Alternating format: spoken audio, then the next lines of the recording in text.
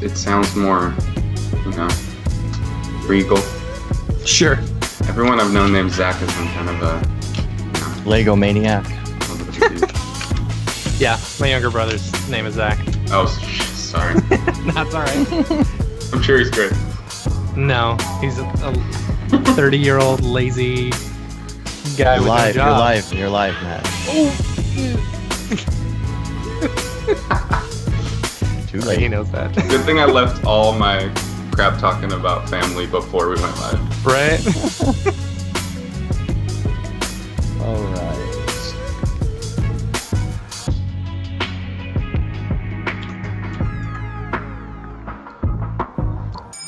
Live there. Let's see.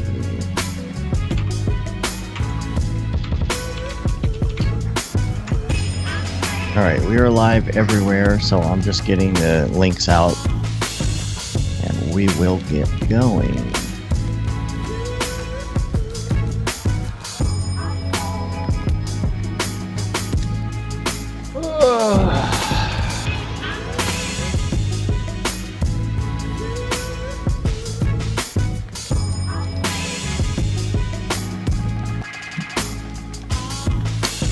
Dun, dun, dun.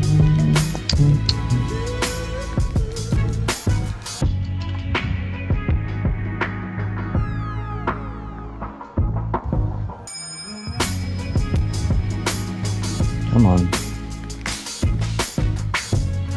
Why do you do this? Why you do this? Come on.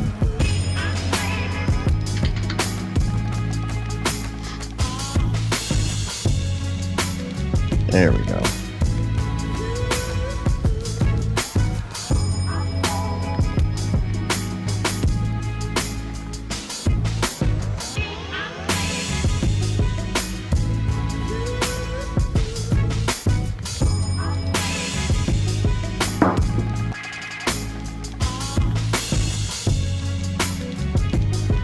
Share.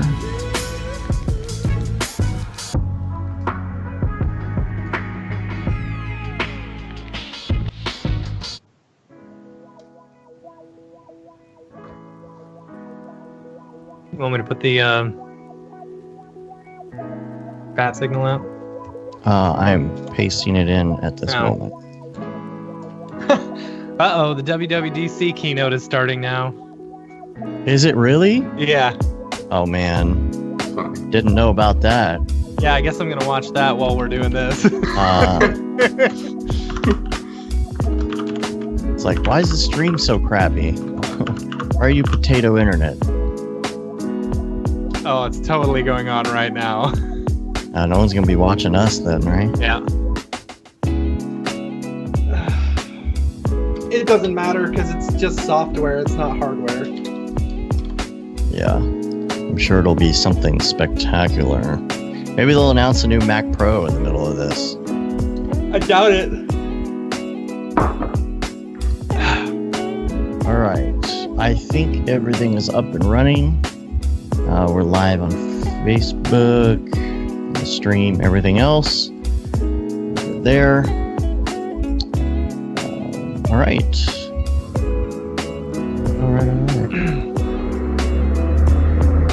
Man, that's a truck. Did you hear that? That is good. Yeah. Good job. All right, let's see. I am rolling on call recorder. I am rolling now too. Invalid save location. What?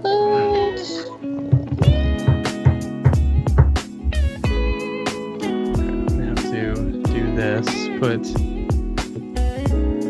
developers conference on one side and then ours on the other. Gosh, you're gonna be so distracted and not even paying attention to the show.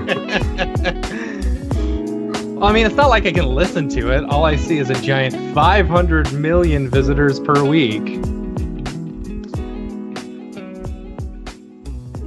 Yes, Dan Marino, that is some sweet baby making music.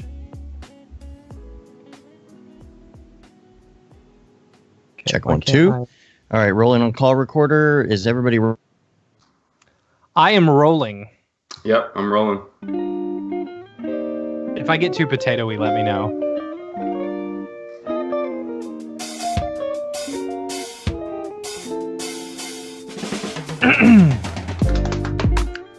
So exciting.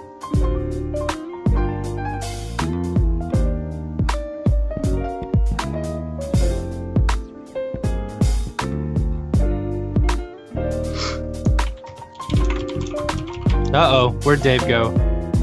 Did you lose him? And now everything's gonna be all messed up.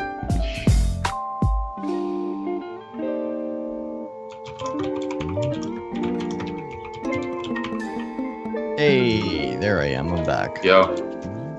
Now I'm probably in the wrong place again. That sucks. Let's find out. Let me bring this up. I sure am in the wrong place. Man. Ugh.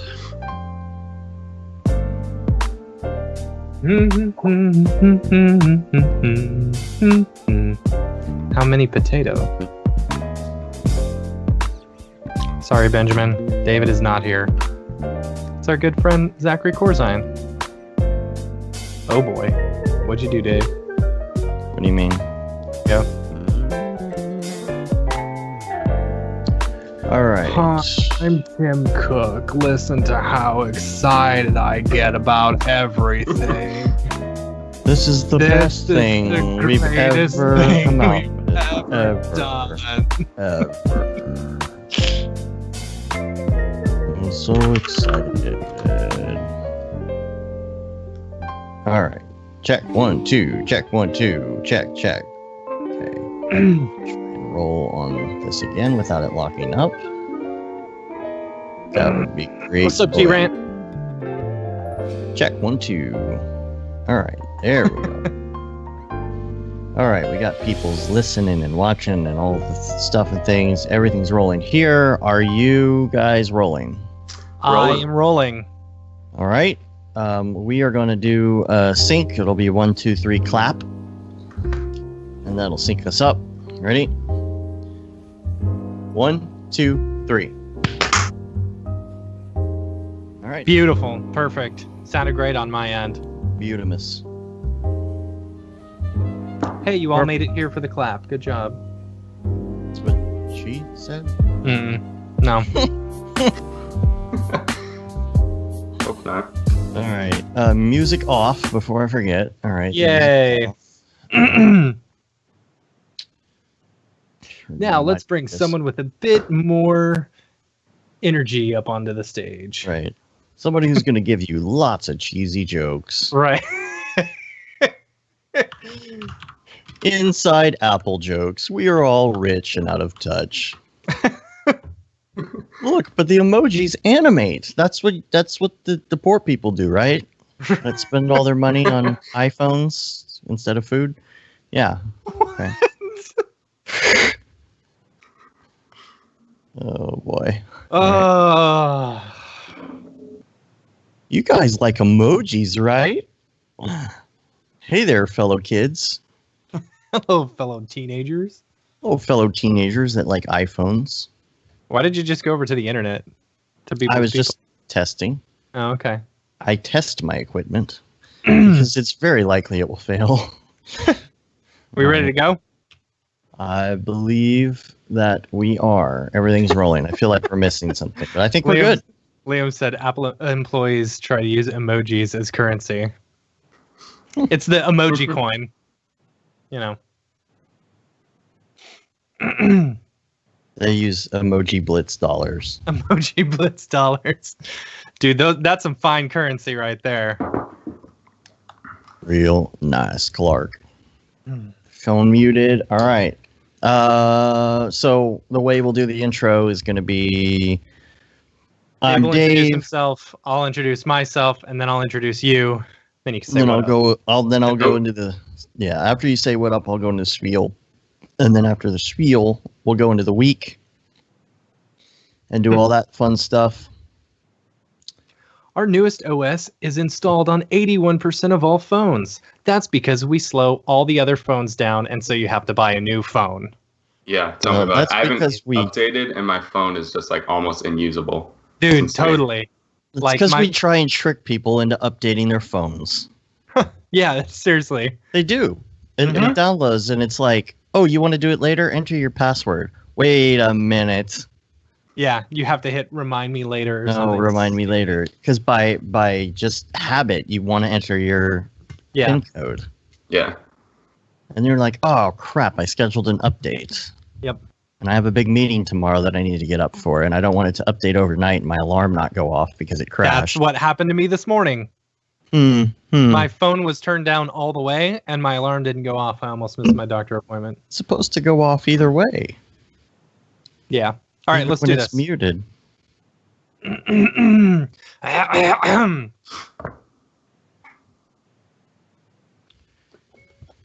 Ready, Dave? Why does it do that every time I set this thing down? Sorry. Mm, Do you have, well, no, because you don't have an iPhone X, but I swear every time I set the phone down when I'm texting, uh-huh. it like tries to use voice audio recognition to send another text. Mm. It's really weird. Pixel 2 for the win.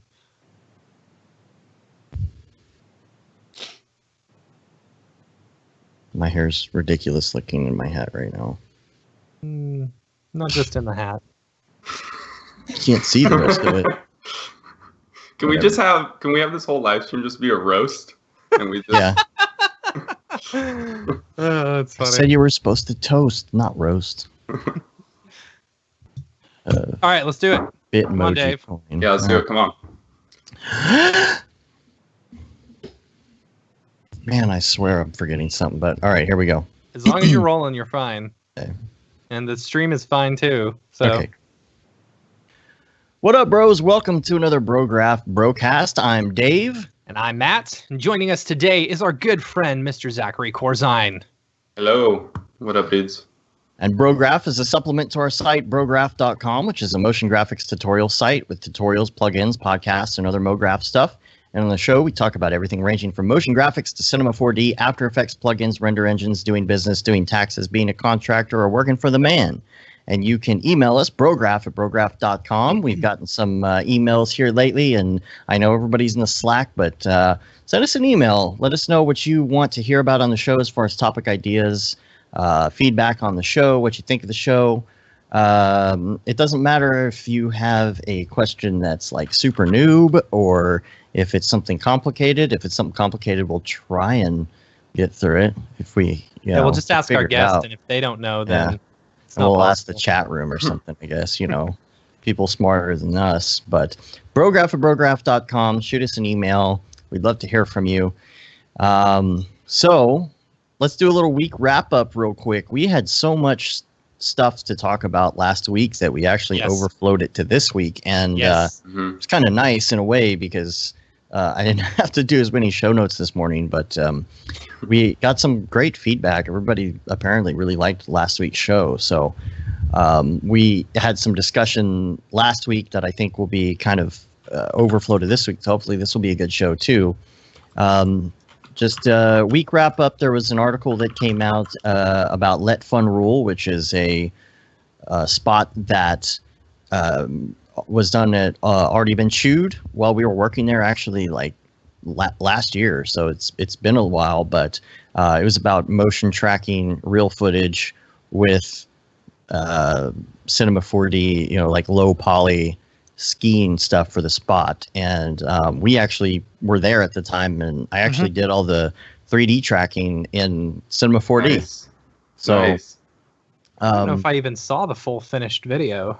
yeah, it was funny. I was out of state somewhere, and I caught the end of the spot out of the corner of my eye, and I was like, oh man, I missed it. So I don't think I've seen the final product in its entirety. I think there were multiple versions as well. So Ooh. Hmm. I gotta say the low poly and like juxtaposition to the live footage, because you don't ever see. I feel like it's always just low poly on its own, and having that like contrast between the two looks really awesome because it like kind of yeah, accentuates both sides of it. Having the like really low poly look next to the footage is pretty awesome. yeah, That's it cool. turned out pretty cool. I didn't design any of the elements, I don't think, but so I can't even remember at this point. But I the, I helped out with the mountain. Like I kind of had the idea in order to spring up the mountain like that. You know? Oh, nice. Yeah. The snow, it was actually really hard to track because it's snow, so it's just all white. You know, I actually started in PF track, and when it came down to it, I had problems because, like they mentioned in the article, this is stock footage, and so it's not like you have any info on the size of lens or the distances or anything like that, so you have to guess, and it just was not happening in PF track. And I actually switched over to Cinema 4D, and it turned out a lot better. You know, what happens when we're working with 3D tracks and you don't know the distances or the lenses is you end up getting these really extreme movements with the camera that are very exaggerated. So it showed up and said I had this crazy long lens, like 200 millimeter lens, and I'm like, that's not right. And so Cinema 4D, those, surprisingly actually did better than PF track. And gosh, that's a gorgeous spot. Yeah, it turned out really great. I'm not sure which person in particular was responsible for that look over there, but it was really great. That whole papercraft thing is fun. So, other things, EJ came out with his Sort It plugin for After Effects this week, and hopefully soon after he's done traveling, he's going to come back on the show. We're going to talk about that a little bit. It's do you know more info on what it is? It's a layer management system, right? Yeah, so think about it like when you're using Cinema 4D, you're able to take all of your objects or whatever within your object viewer and put them, label them as a certain color or something, add them to a layer. Then you've got your layer manager that you could like solo them or something like that, or turn them off or not seen and whatever. So it's basically the same thing in After Effects. You can select a whole bunch of layers within your comp, and then set it to have those be its own group of layers. So you can turn them off or solo them or do whatever. It's pretty neat. Yeah, it honestly, like even in Photoshop, I love the layer manager so much in Cinema 4D, and like every program should have it, because it's like, obviously you can color groups and stuff in Photoshop, but being able to have like a Uber layer manager where you can just like kind of toggle things off is just so awesome. Yeah, it's pretty nice. So I'm going to have to check that out. I was talking to him this week. We actually are working on that projection map project that we can't wait to share when it's done. Yeah, but it's going to be fun. Yeah, I used Pixelate It for part of it this week to do this little video game thing. So I was sending EJ a couple clips of it so he could get a preview. So yeah, we'll have him on, and then just an update. Loaf Zone, Tokyo Megaplex's joint. It was best comedy of the month on Vimeo, which is awesome. Yeah, so a little round of applause, a little golf clap. Yeah, so that's pretty sweet. That's awesome. Hopefully that's a good stepping stone for him there. So everybody's going to be waiting for the next gig, see what it is. Yeah, seriously. He set the bar really high, dude. So now it's like he's got to top that. Yeah. He came out the gate strong, and it's like now you just got to keep ascending. Yeah, you can't Scrody McBoogerballs that, You can't do like really awesome and then Scrody McBoogerballs too, and it's just like it's just not the same. See, my technique is to always come out the gate like really rock bottom, and then you can just it's only going up from there. There's no expectations. There you go. Zach, I think we're the same, but I like keep mine always low. Someday you're just waiting to put it all out there. Right. At once. No, Raid Zero said Vimeo Megaplex. That's pretty good. I like that. Yeah. So we have an update too. Matt Rittman had we talked about his copyright deal last week with the Indian company that stole his stuff and all of that, and got a little bit of an update on Slack that it's just so hard to enforce this copyright stuff. He talked to a lawyer, and it's just like he got feedback. He actually posted, if you're in the Slack, you can go look and see the feedback he got from a lawyer on this. And it's basically just about U.S. copyright law. And interesting enough, the lawyer said, well, you don't actually have this copyrighted with the with the United States, Copyright Office, which I've always heard like prior use and just it being out there beforehand is good enough for copyright law. But even so, it's just so hard to litigate this stuff or do anything with it. The best you're going to do is hope YouTube will take it down.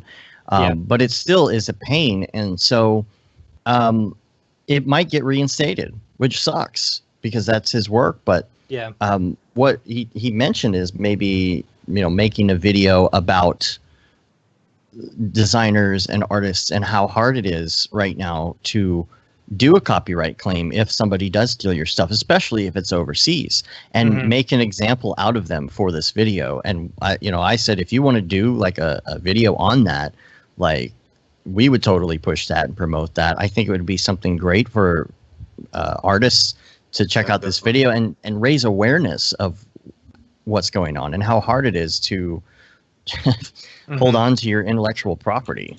So yeah, it almost makes you not want to post stuff on YouTube, if someone's just going to straight rip it off. Yeah. I don't know. Yeah, that sucks. Everybody right now, I guess, is watching the Apple stream, so we may have some spontaneous announcements in the middle of the show. Yeah, it doesn't. They're just going over ARKit right now. So, because they're going to announce some VR glasses. They're never going to announce VR glasses. AR glasses. You're right, AR glasses. Sorry, never going to do AR glasses. I will throw $100 down saying, no, you know what? Never mind. I'm not going to go there.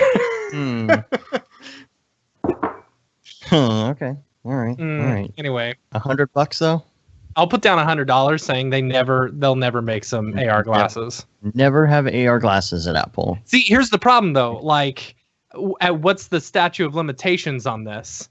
I will say they won't come out with AR glasses in the next 5 years. How about that? 5 years? I don't know about 5 years. I think this AR kit is leading up to it, man. That's what it's for. Nah, because the phone is your AR glasses. For now. Why would they give you? Because the phone will attach to the glasses. No. The iPhone X is like more powerful than my MacBook Air now. Yeah, but I can handle it. It's not going to come eventually, but I don't know within 5 years. Yeah. It may come eventually, but not within the next 5 years. All right. Eyeglasses. Rick Bogus says Apple glasses in 2020. You think so? 2020? Yeah. Oh, I see. So it's kind of like it's a play on 2020. I see. Yeah, that's good. Yeah, like that. Okay. Maybe that's what they're doing on purpose. They can say 2020 eyeglasses. No. Sounds like an ad for Pearl Vision. Rick Bogus says I'll put $500 down. Wow. Wow. Wait, 500 against who? Against Matt? Because that's you want to bet me $500 that they're gonna do? Ooh. I might take that bet. Benjamin says 2021.5. Yeah, maybe. It's about the same time as they come up with the new Mac Pro. Oh, zing! Might be today. You never know. It's not going to be today. They don't normally do hardware at the developer conference. That's true. So they're all software. Yeah. I'm so excited to announce the new Mac. They're just playing with Legos on the. Shit, I gotta pull up this stream on AR. Now we're all gonna become potato. Clogging our bandwidth down. Yeah. All right. What else we got here for the week wrap up here? Half Res has been announced September 12th. Yeah. September 12th. There is not a. There's not. They don't have more tickets on sale yet, right? They don't have tickets on sale yet. So we're waiting for that. I guess we're going to go ahead and get an Airbnb just so we can get that in there. Yeah, I really hope they're doing it at the same place this year. Like, that's my biggest concern. It's because I really don't want to get an Airbnb right next to the old place and then have it be some new place. Do we need to coordinate on the Slack to do? There might be multiple Airbnbs. Yeah, I don't know. I know there's two. Airbnb 2. I know there are two right next to each other, and I would love to get like a group of people within these that'd be 2 sweet. Airbnbs. Let's That would be cool. coordinate on the dingus and figure All right. that out. Like, because we'll probably do a podcast this time, wouldn't you say? Yeah, I would think Like, so. The day before or something like that, and then we'll Yeah. probably do like a mini get together the night before, kind of early Yeah. or something. We normally so it's on the 12th of September. We normally fly in on the 11th and hang out for a little bit, go to dinner or whatever, and then the afternoon. Sometimes we go to like the museums and stuff like that. We've done that a couple times. Sometimes there are other parties and stuff going on Yeah. too, so we try and meet early and just grab a beer with some people and then just go wherever Twitter takes us, I guess. But And we all end up at Chris Schmidt's house afterwards. yeah. man. So keep an eye on that. The thing is that those tickets are going to go so fast. Yes. So, and then what else? New Gmail. Do you Yeah, use is there- Gmail in browser? Yeah, I do. That's all I do. too. So you can do the new Gmail in browser. It's got some new features. It works a lot better. I feel like they spruced it up a little bit. And the thing that they added is snoozing, Oh yeah? email snoozing. Have you heard of this? No, I'm not on the new one. So there's, you have to like opt into it. You can go back and forth Oh. if you want. It's kind of I'm beta. but surprised it's- you opted into it. Normally, you're not like all about pushing for updates and stuff. Well, those kind of things you can always revert back.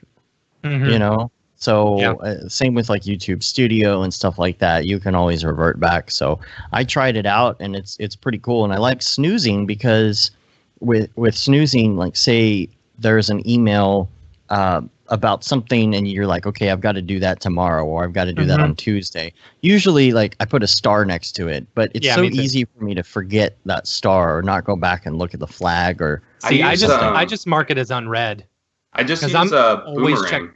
Boomerang. You guys ever use that extension? It's Mm. so you can like send emails at like a set time, but you can also set up like it'll boomerang back to you. So you can be like, oh, send this email back to me again in a day or two or whatever. So I always use it cool. for like reminding, because before I would do the same thing. I just mark it unread or flag it, but it's just kind of get cumbersome and you can kind of mark them to send back or remind you, which is great. I have That's cool. something installed that does that. I have a scheduler. Mhm. And I don't want clients to think I'm too fast, so if I finish a project early, I Right. just Oh, schedule yeah. it out and send them the link like a couple hours later. That can Whoops. sometimes bite you in the butt, though. Why? Here, well, okay, so I don't know if it's so much an example here, but like or with the work that we do, but so I'm building a house right now, and I know that the guy who I am working with about the house like is constantly using a scheduler because he always sends it out on Thursday right before he leaves for the weekend because he doesn't work on Fridays, and gives me an update on the house. But I have a feeling he writes it on Monday because everything that he says is going to be done on the house was already done 2 days ago. That's Oh. funny. That's not the fault of the boomerang. That's just Yeah. his fault of not being smart about using Yeah. it. So if you're going to use something like that, be smart about it.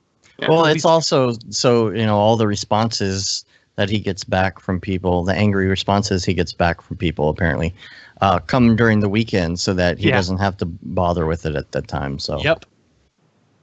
This is interesting. The boomerang, it tells you like how polite you are Really? and what your reading level is. Oh, really? Yeah.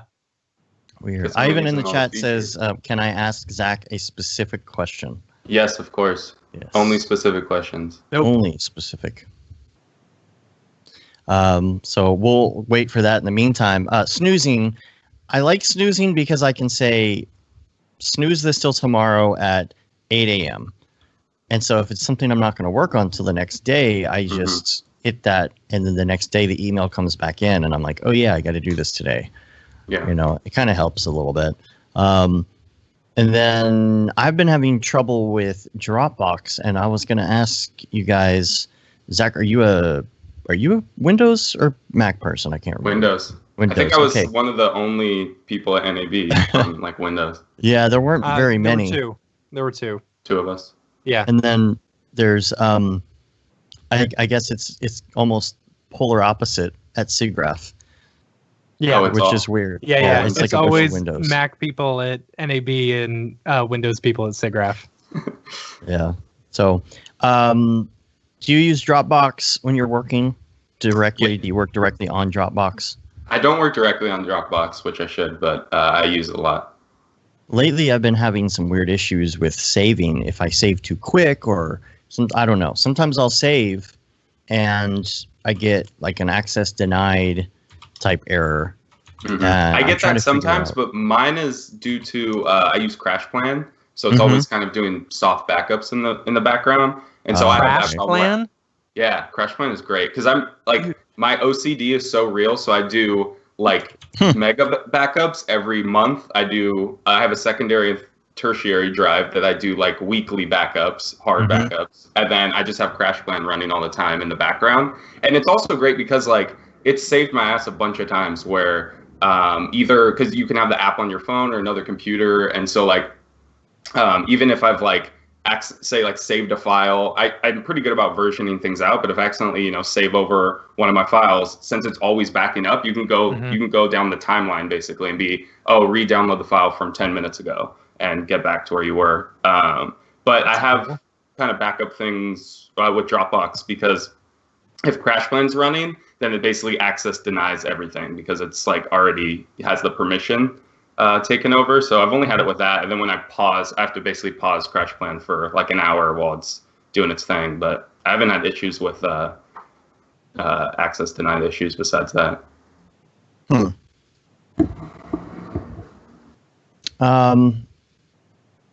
Well, I mean, I don't know why it's happening. I just, I thought I'd throw it out there and see if anybody is having the same issue. And it's not all the time. Like, I'm very kind of OCD as well. So like, I kind of hit like Control S a couple times when I save, not just once. And I think maybe that has something to do with it too. But we got our question in here from Ivan. In your waterbender work from Instagram, what did you do in Houdini to mesh the particles, and what solver was it? Flip or just pop solver? Oh, that waterbender one was XParticles. Was not Houdini. Oh, okay. So it was you know what? That's the thing. That's the thing about you, Zach. That's the thing. And this is why I knew you were going to be successful.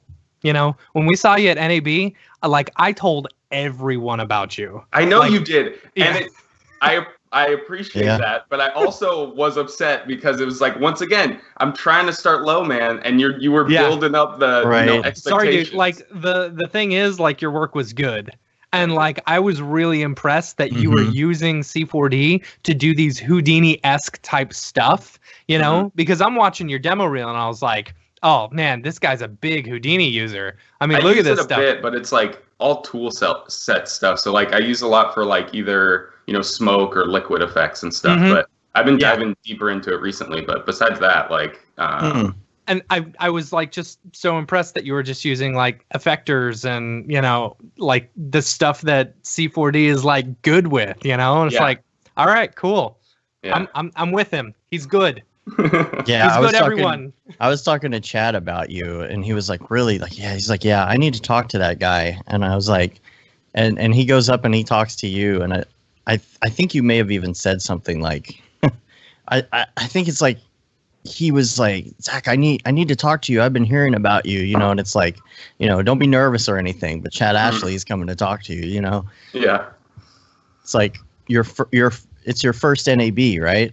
Yeah, first one like in general, and also first time like presenting on like a stage like that. So but it was awesome because how did Matthias find you? Like how did you guys connect? We connected, I think, originally last year on Instagram. He had like seen my work and ended up like messaging me, and then we were kind of in like contact after that for a bit, and then I ended up we were talking on email, and I emailed him like the start of the year, and he was kind of, originally I was just like, oh yeah, I'd love to like maybe give a talk on some like my Instagram work, because like my client professional work is like very different, and so and then when he kind of followed up, he was like, okay, well, it seems like you have a lot of different type of work. Do you want to give 2 presentations? And I was like, yeah, Nice. oh, okay, yeah, nice. Which ended up working out because it was nice having like not having to try to like cram it all into one, being able to do one that was just like personal work and one that was just professional work. So yeah, Benjamin in the chat says is like X Particles is so good now, and I agree. There's so much going on. Awesome. I love it so much. Yeah.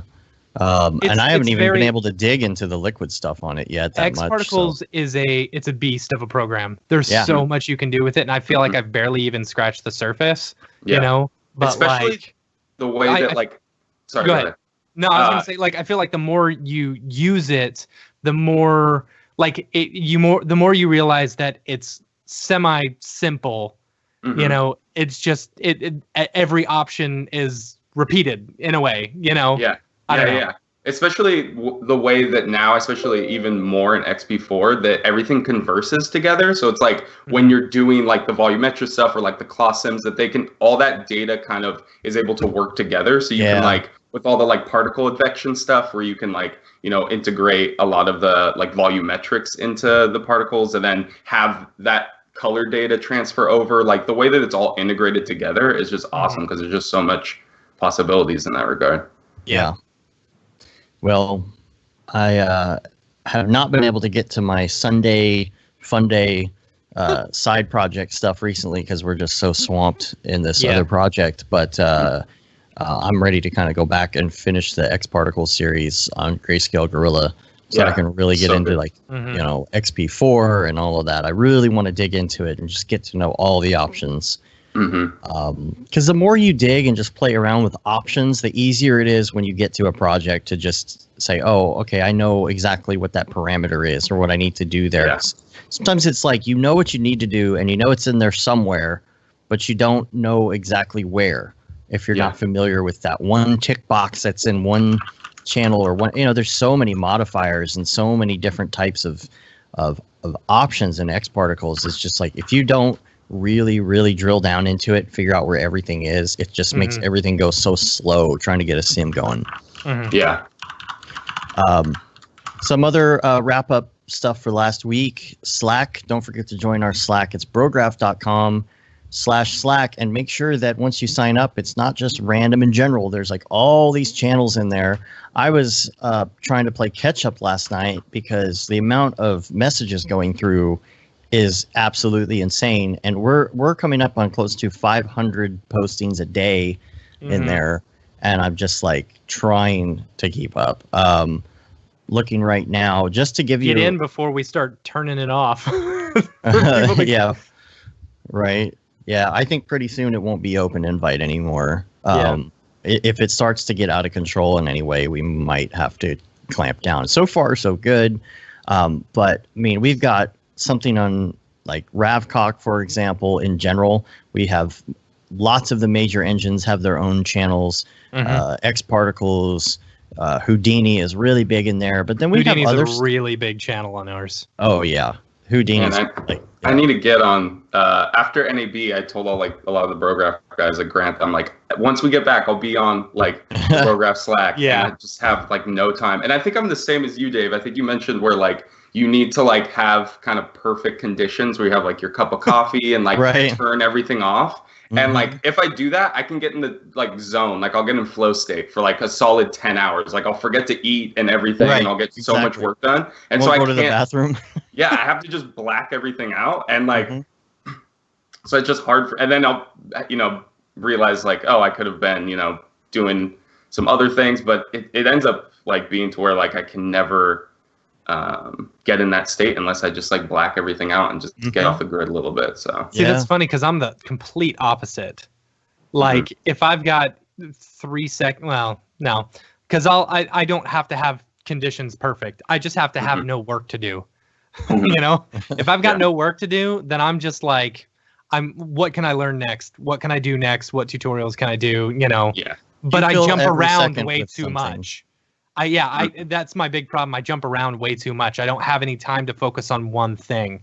You know? And that's kind of a thing that I think Merlin Mann talks about is when you do the jumping around and you feel like you're quote unquote multitasking, there's kind of a ramp up and ramp down from doing tasks that take time.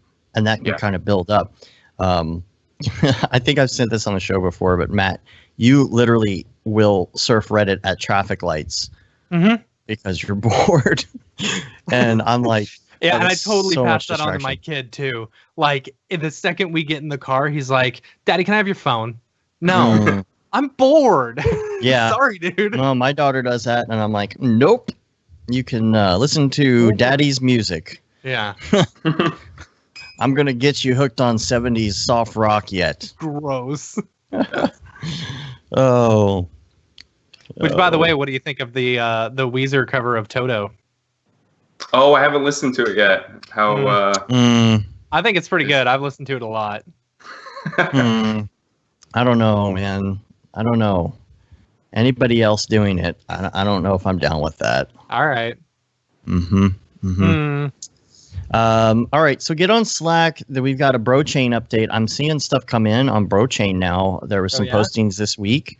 I guess they settled on the dome shape, and so they set a deadline of the end of June, and so you can get in there. One of the ones I saw the other day, I forget who it was, is this cool little like dome thing with like hexagon bump mapping on it and like an explosion going off inside the dome. Cool. So go in there and check that out. Get the rules and stuff in there, because that has a mind of its own now. I don't even know what the rules are. So, and then an update on live streams. I haven't personally been able to live stream, too much going on. I'll get back to it in July after this projection is up and running. But Liam, you know, when we started doing the Redshift Thursdays, originally he had the idea to do like 8 weeks. And now it's been like almost a year, I think, at least. Yeah.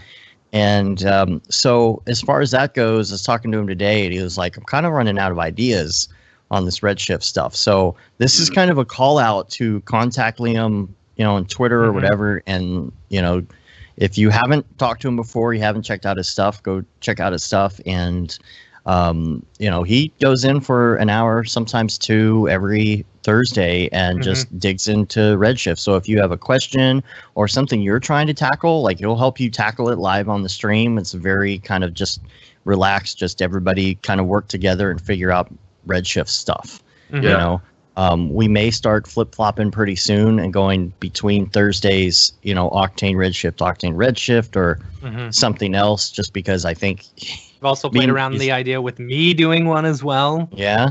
So I have to reach out to Liam with some ideas, because I actually have to repent to Octane Jesus and confess my sins, because I've been using Redshift a lot recently for the past month or two, and it's been great. I love it so much, and there's definitely some things that I could, you know, reach out to Liam about that. How do you? So you were an Octane guy before that, right? Yeah, Octane guy for how has it been? How's the transition been for you?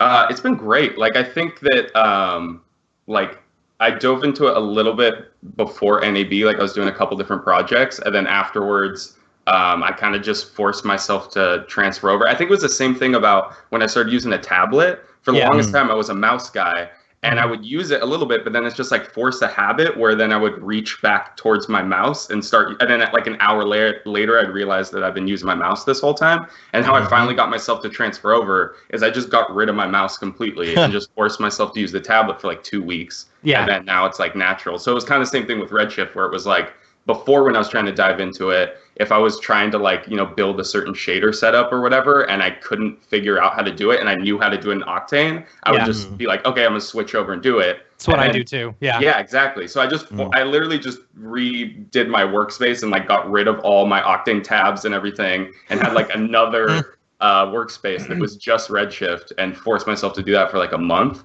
And after like a week or so, you kind of just get in the flow of everything. And honestly, it's incredible. Like, all the production features and all the, like, I love the shader graph. Like, the nodes are just like, you can just have so much more control over, especially because a lot of the stuff I do is like procedural setup, where I'm like, you know, pulling in data and stuff. And I feel like that within Redshift is awesome. And like, obviously it's like knowing both of them is good, because on certain projects, you kind of learn the strengths and weaknesses of each. So then, depending on what you're doing, you can like choose the right tool for the job. But yeah, Yeah. So I have to confess my sins to Octane Jesus because I'm a Judas now, I guess. Well, let's go ahead and then just consider ourselves in Ravcock. What's your flavor? What's your flavor? What's your flavor? So You listen to the show? Yeah, a little bit. Yeah. All right. I was gonna That say was like when I was at NAB. I guess I didn't mention it the entire time, but when I was leaving, I was saying goodbye to Dave, and he like asked me like, "Oh, do you want to be on the show sometime?" And I'm like, "Oh yeah, I'd love it. Like I use your guys' Octane Spotlight all the time." And same thing. He's like, "Oh heck yeah, use our plugins and watch the show." Yeah. Yeah, dude. Yeah, I was like, well, we have this little show, that you should check out, and you're like, oh yeah, I already listened. Yeah, to you're that. being all meek about it. Well, I don't want to get a big head about having a podcast. Yeah, right. Oh, and I forgot to say, well, I didn't put this in here. Where did it go? I guess somewhere it got lost. But I had a dream last night. No, 2 nights ago. That Barton Damer was mad at me for some reason.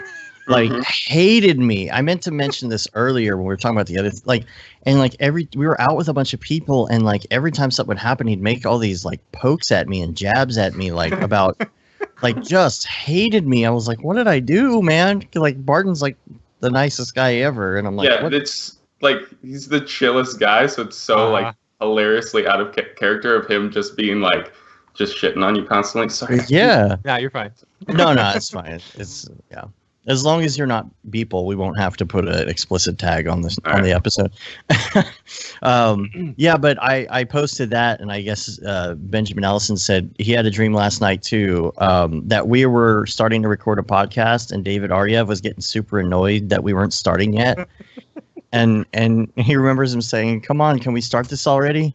Like, I guess we're all having dreams about each other. I think now. you need to start a Slack channel for #dreams, I guess. The Dream Channel. Yeah, Dream Channel.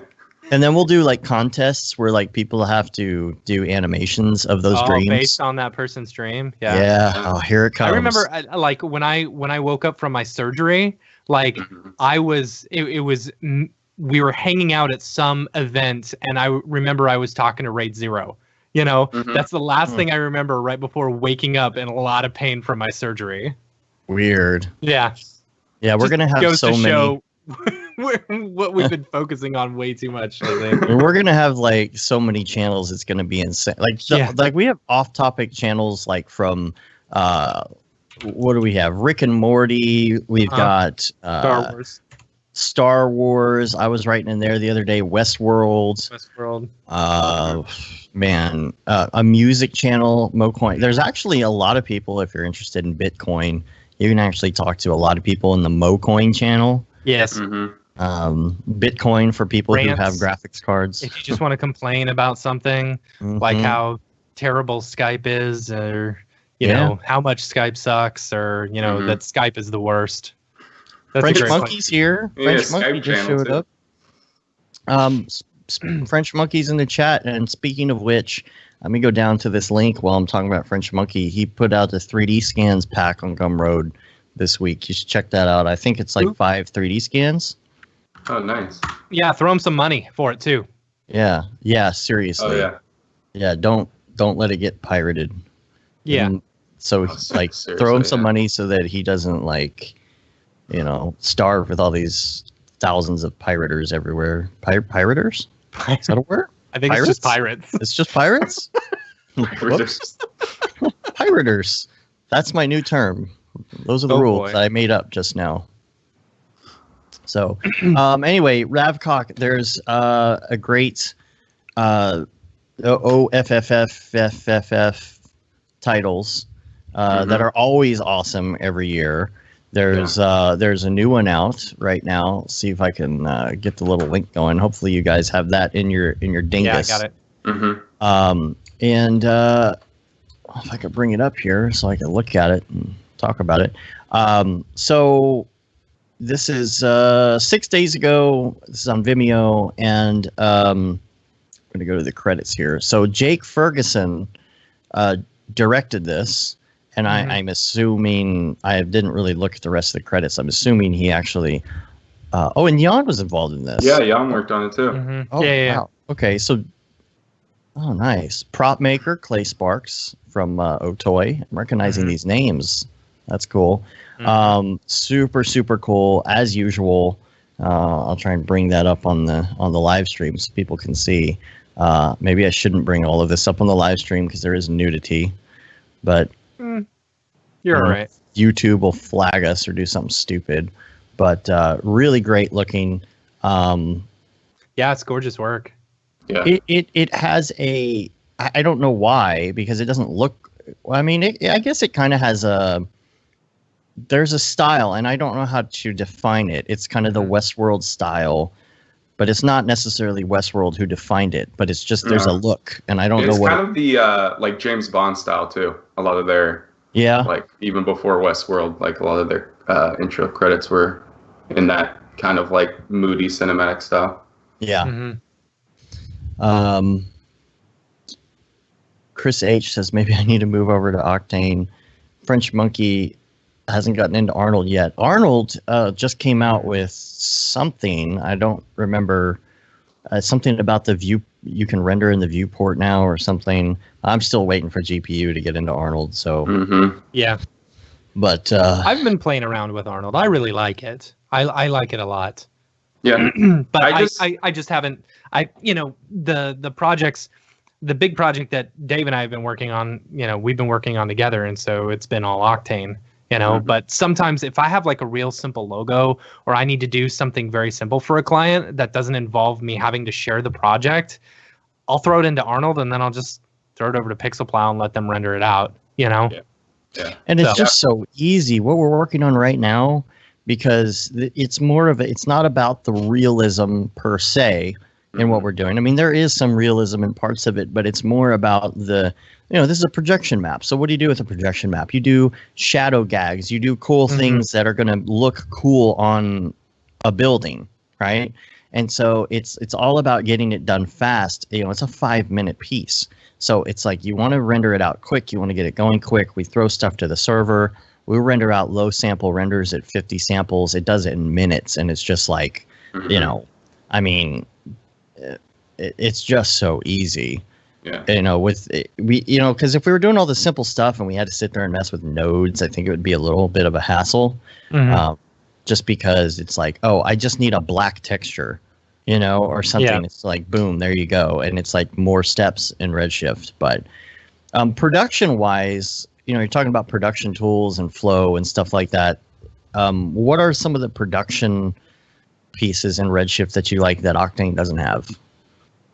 I think honestly it's like shader graph I've just been diving into, and like you're saying with like Octane and stuff, like it's really fast, so it's great when like I'm just trying to kick out boards or like style frames for like a client or something. But when it actually like goes into production, I feel like Redshift, it's like, and just having like, because it's biased, having all that control over everything. Like there's so many times in Octane where I have to do some like kind of janky workaround just to get it to like do what I want it to do, rather than when in like Redshift, I can just dial in and control all that. And even the like samples where it's like in Octane, I just, you just have your Uber sample amount, and like you can do the adaptive to kind of like dial that in further. But with Redshift, having like if it's just one aspect of it, like if just, my reflections or my refractions that need more samples, I can dial that in. So just like in terms of like production, but definitely like speed wise, if I'm just kicking out frames or trying to like develop a look really quick, Octane is just like hard to beat in that regard. And I'm still waiting to try version 4 because we're on 3.07 for this project, because we don't want to jump off on anything, because in the middle of it, going 3.07 to 3.08, there's going to be some changes. Us. It's like not in the middle of this thing, Yeah, I haven't dived into 4 yet. I'm still on 3.08. Yeah. So I'm ready. As soon as the project's over, I'm going to switch to 3.08 and then try 4. I mean, who knows? Maybe the full version 4 will be out at that point. But I mean, I don't know how bad. I don't know if 4 is necessarily. I don't know. It may be all right for smaller projects or whatever right now. They say I don't know. Be careful about using it in production, but whatever. Yeah. Any other Apple just Ravcock? went over the emojis again, by the way. Seriously? Oh, Yeah. God. Hello, were showing- fellow teenagers. They were showing off like the Bitmoji type stuff. You know, Bitmoji or whatever, where it's What is- basically yourself. Well, you can turn yourself into an emoji Really? and like Mhm. talk and stuff. Kind of like a me or something. Oh, man, why are they and- so and obsessed with Snapchat that like stuff? filters. Oh, great. Why- And emojis. Animated Oh, emojis gosh. and And it's motion tracking her face and like putting a giant emoji over her face. Oh, God. because that's what's important. Right? Well, Man. Dave, what is important? Being able to use the phone as a phone without Right. dropping calls because Oh, it's yeah. a phone. Being able Um, to surf the internet with, it actually working. Being able to That's tether. the one that I have the problem with. Mhm. I have problems with it tethering incorrectly, where all of a sudden, like the internet will stop, and then you try and reconnect to it, and it says can't connect to your tether anymore. Just can't connect. Mhm. Sorry, and you got to go to airplane mode, and you have to turn stuff off, and you have to turn Wi-Fi off and back on, and I always have to turn my hotspot off and back on. Yeah. So that's pretty crazy. What Anyway. else? What else about the iPhone while we're talking about that? What else about the iPhone is more important than emojis? Everything? I don't Yeah, know. I don't know. I'm on my Like, last I- leg of iPhone. I think mine's pretty old at this point. It's like dying on me, and I think I'm just going to get like a Pixel or something. But what about the integration into the system? I mean, as far as I don't use it in my system at all. you don't use any of the Mhm. integration anymore, Mm-mm. like calendars and stuff. Mm-mm. Mm. Yeah, I just Nope. use like Gmail and Google Calendars for all that. Yeah. See, I used to use iMessages all the time on my Mac. So because did it's I. Easier Up until texting. it broke Yeah. on my Mac and I couldn't get it to work again. Oh, really? Yeah. Yeah, So I then- miss having that when I used to be on Mac. It was awesome just being able to like type out text and stuff. Uh-huh. That was I- my big push to why I went PC full time is because I couldn't get my iMessages working. Yeah. So, Well, there's no good. I mean, I've looked everywhere. There's no good Windows solution for trying to integrate or hack iMessages to get it to work. I've looked everywhere, and the only things that I found are these things that are like scam sites that don't really work. Yeah. You know. Yeah. So, I think. I mean, I'm sure they're doing it on purpose. They don't want anybody to jump off their platform. yeah. But anyway, Sage says hi, Zach. yeah, Hey. yeah, he does. What up, man? So, let's. What? You can add multiple people in a FaceTime now. Oh, really? Ooh. Oh yeah, that's Okay. pretty cool. That could be fun. Yeah, that's pretty cool. I'm glad they're finally doing something with that. Yeah. So let's go to some topics real quick. Let's talk about your new job first of all. Can you talk about that yet? Yeah. I can talk about it. Have you started yet? No, I start on Monday. And this is at Man vs. Machine. Man vs. Man Machine. versus Machine. Yeah. Yes. Congratulations, dude. Thank you. That's Yeah. Are great. you able to talk about how that came about? Is this because of NAB or was this already something in the works? No, yeah, it was kind of due to like NAB and kind of having the exposure there, and then I was kind of in talks with one of the co-founders actually like during NAB and then after when we came back, and kind of just progressed from there. And yeah, I'm super excited about it and like really happy to be joining their team because there's so many people there that I've learned a ton from and really look up to. And I think I've been freelance for like a year and a half, and I think like freelancing in San Francisco, I kind of got. Sorry, there's some sirens going off outside. That's all right. All right. Let me wait for these to pass. Man. Jesus Christ. Hope everyone's okay. Yeah, So- I mean, like going from freelance back to working for the man, so to speak. But it's a Yeah. good man to be working for. Yeah. Yeah, so I was freelancing for about like a year and a half, and like I've been really successful in San Francisco, but it's all like tech companies and advertising agencies, and like been offered full-time roles, but it's like companies like Apple and Facebook, and that's just not the type of work that I want to do. And I think a lot of it just getting to the point where it kind of felt like I was like maxing out in like my own kind of personal growth, because it was a lot of like solo projects, and that's great. Like that's, pushed me to, be like a generalist and have to kind of tackle things from like initial concepting to like final production and everything. But it just got to a point where I was super ready to like join a team and be able to like collaborate with people. And especially after NAB, like meeting everyone, because, I've been in motion design for like 2.5 years now or so. So that was the first kind of instance where, I went to an event and like just meeting everyone. It's like, God damn, I just want to like work with you people more and like not be so separated by myself, just like working in my home office and stuff. So there's such incredible people working there. It's just like you're going to learn so much. Exactly. Yeah. And like, and when, I was in talks with them and talking to Mike, one of the co-founders, like we just like struck a chord so well in terms of like his philosophy on work and like his philosophy on like the types of people and the team that he's building there. And like, it just was like, honestly, like exactly what I was hoping to find. And like, I'm just really excited to be able to, join a lot of the people that, I've looked up to for a long time, because they're one of the, studios, obviously, and a lot of people that work there were one of the people that like inspired me to transition from design into motion design and stuff. So it's awesome to like kind of have it come full circle like that. Sage said it's just like Merck. These guys both make me want to go back to work and work harder and quit all at the same time. Don't quit, Sage. You're amazing. Just being only 2.5 years into it, same thing with like, same thing with Merck. Mitch Myers too. He's relatively new to the game compared to some people, and it's just like, oh man, you broke into it so quick. But yeah, I was having a conversation with Lance Eckert, who he works at Already Been Chewed now.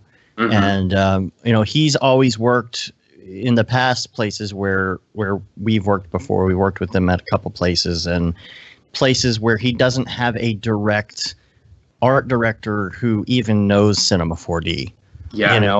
And that's a tough thing. And now that he's there, it's pushing him had already been chewed, not just because he's around these other incredible artists and like Cinema 4D people and Houdini people, like he's with Houdini Mark there too.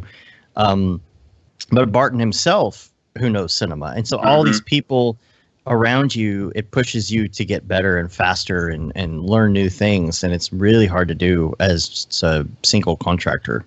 Oh yeah, totally. And it's the same thing where it's like, I'd get some, cool projects at advertising agencies and stuff, but like a lot of the times, like, a lot of the projects would either, I'd be pitching frames and I'd set a look, and then once it got signed off for production, like they would just be like, okay, we're going to bring it to a production company in like LA or something. And like, that's what I really love. Like, I want to like have my hand in the entire process and be able to like see it to fruition. So it's like, I think it just got to a point where it's like you're saying, like even just having to work with companies where I'm a solo freelancer and I'm not working with anyone else that knows Cinema 4D or anything. And like, I just, it kind of felt like I was kind of just getting a little bit maxed out in like that regard.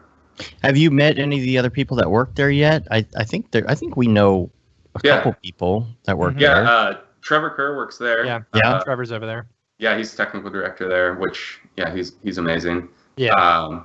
And a lot of the or a handful of the people from London have like transferred to the LA office to kind of get it established and everything. But yeah. I haven't heard much about Trevor lately. I guess he's just so busy doing that stuff. Because he was contract before as well, I think, right? Or was I think so, yeah. Yeah, he was.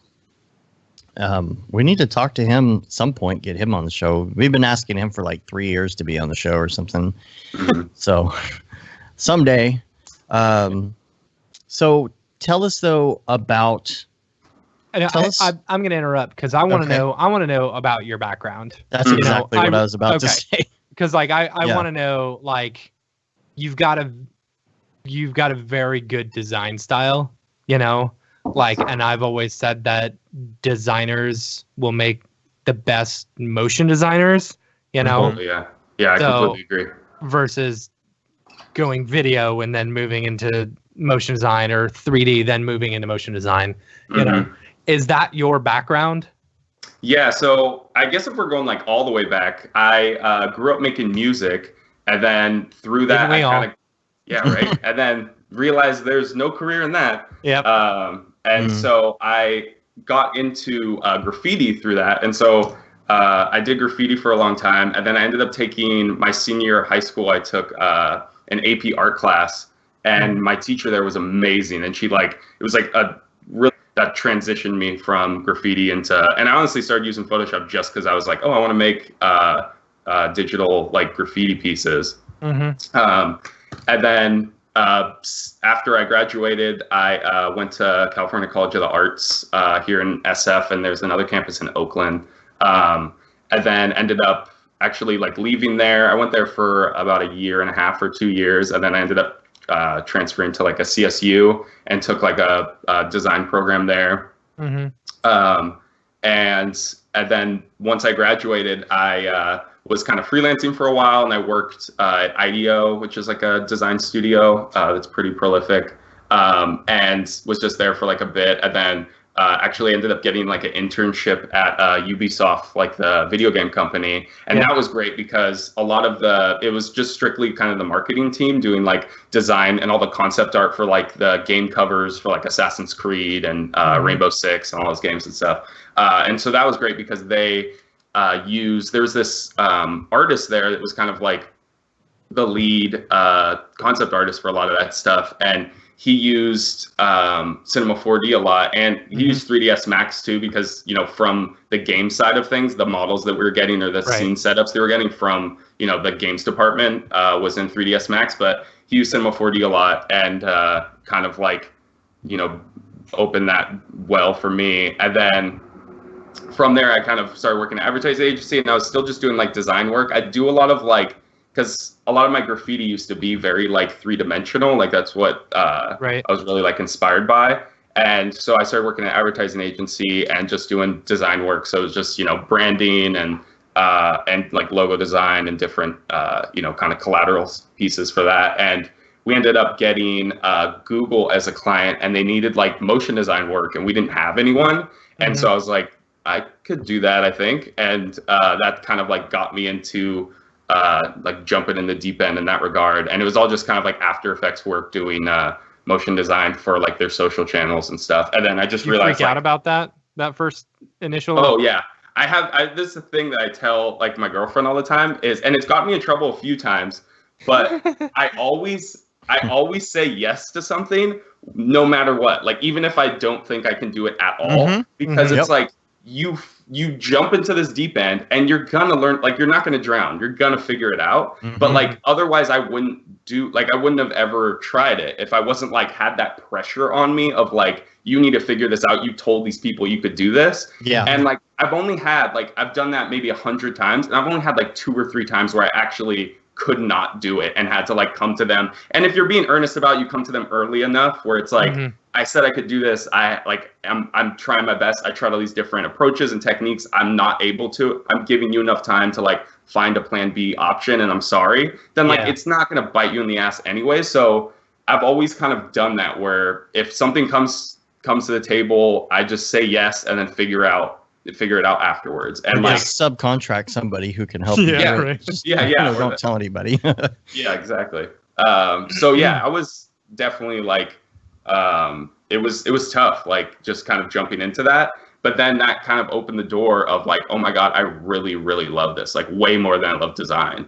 And like, because I'm like, you know, balancing between technical and creative, and like the design stuff was just purely creative. Like it's not like, it's a lot of Photoshop, a lot of InDesign, Illustrator. Like there's no like new tools, like a new Photoshop version comes out every once in a while, but I'm not like being able to like develop like the technical side of things. And so I think I just kind of got tired of that. Like it was just like the same thing. Like obviously you have creative challenges, but like I love the balance between creative and technical. So I just realized like how much I loved it. So that kind of got me on track, and I just realized like, okay, I'm gonna have to like work my ass off to get to a point that I want to be. So for like a year straight, I was like I mean, this isn't the healthiest thing, but I was like coming home every day and working another like 10 hours till 2 a.m. at home, just doing tests and like doing tutorials. Yeah. And just like, and once again, like my girlfriend like was, you know, amazing, and she's like really supportive, and I like can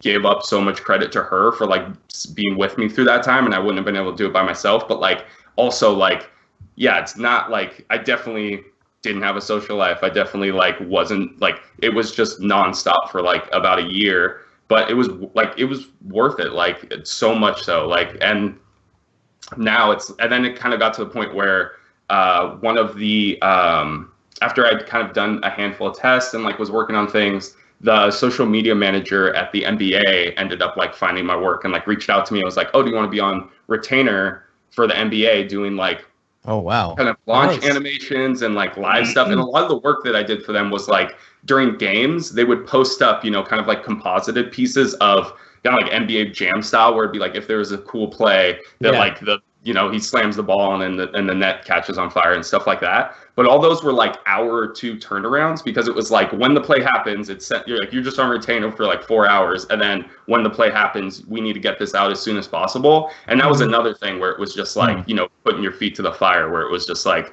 it's kind of the same thing. During the time I was like, I told them like, yeah, I can do this, and didn't know if I could. And then I was on retainer for them for about like a year and did a ton of those, and then got to do when the Cavs won the finals, got to do like the announcement animation and closing of the season animation and stuff like that. So that helped too, to kind of like, you know, force myself into this kind of like full-time production role. And then after that, I was kind of like running the animation department at the agency, because I was like the only one that did motion design. So I can imagine.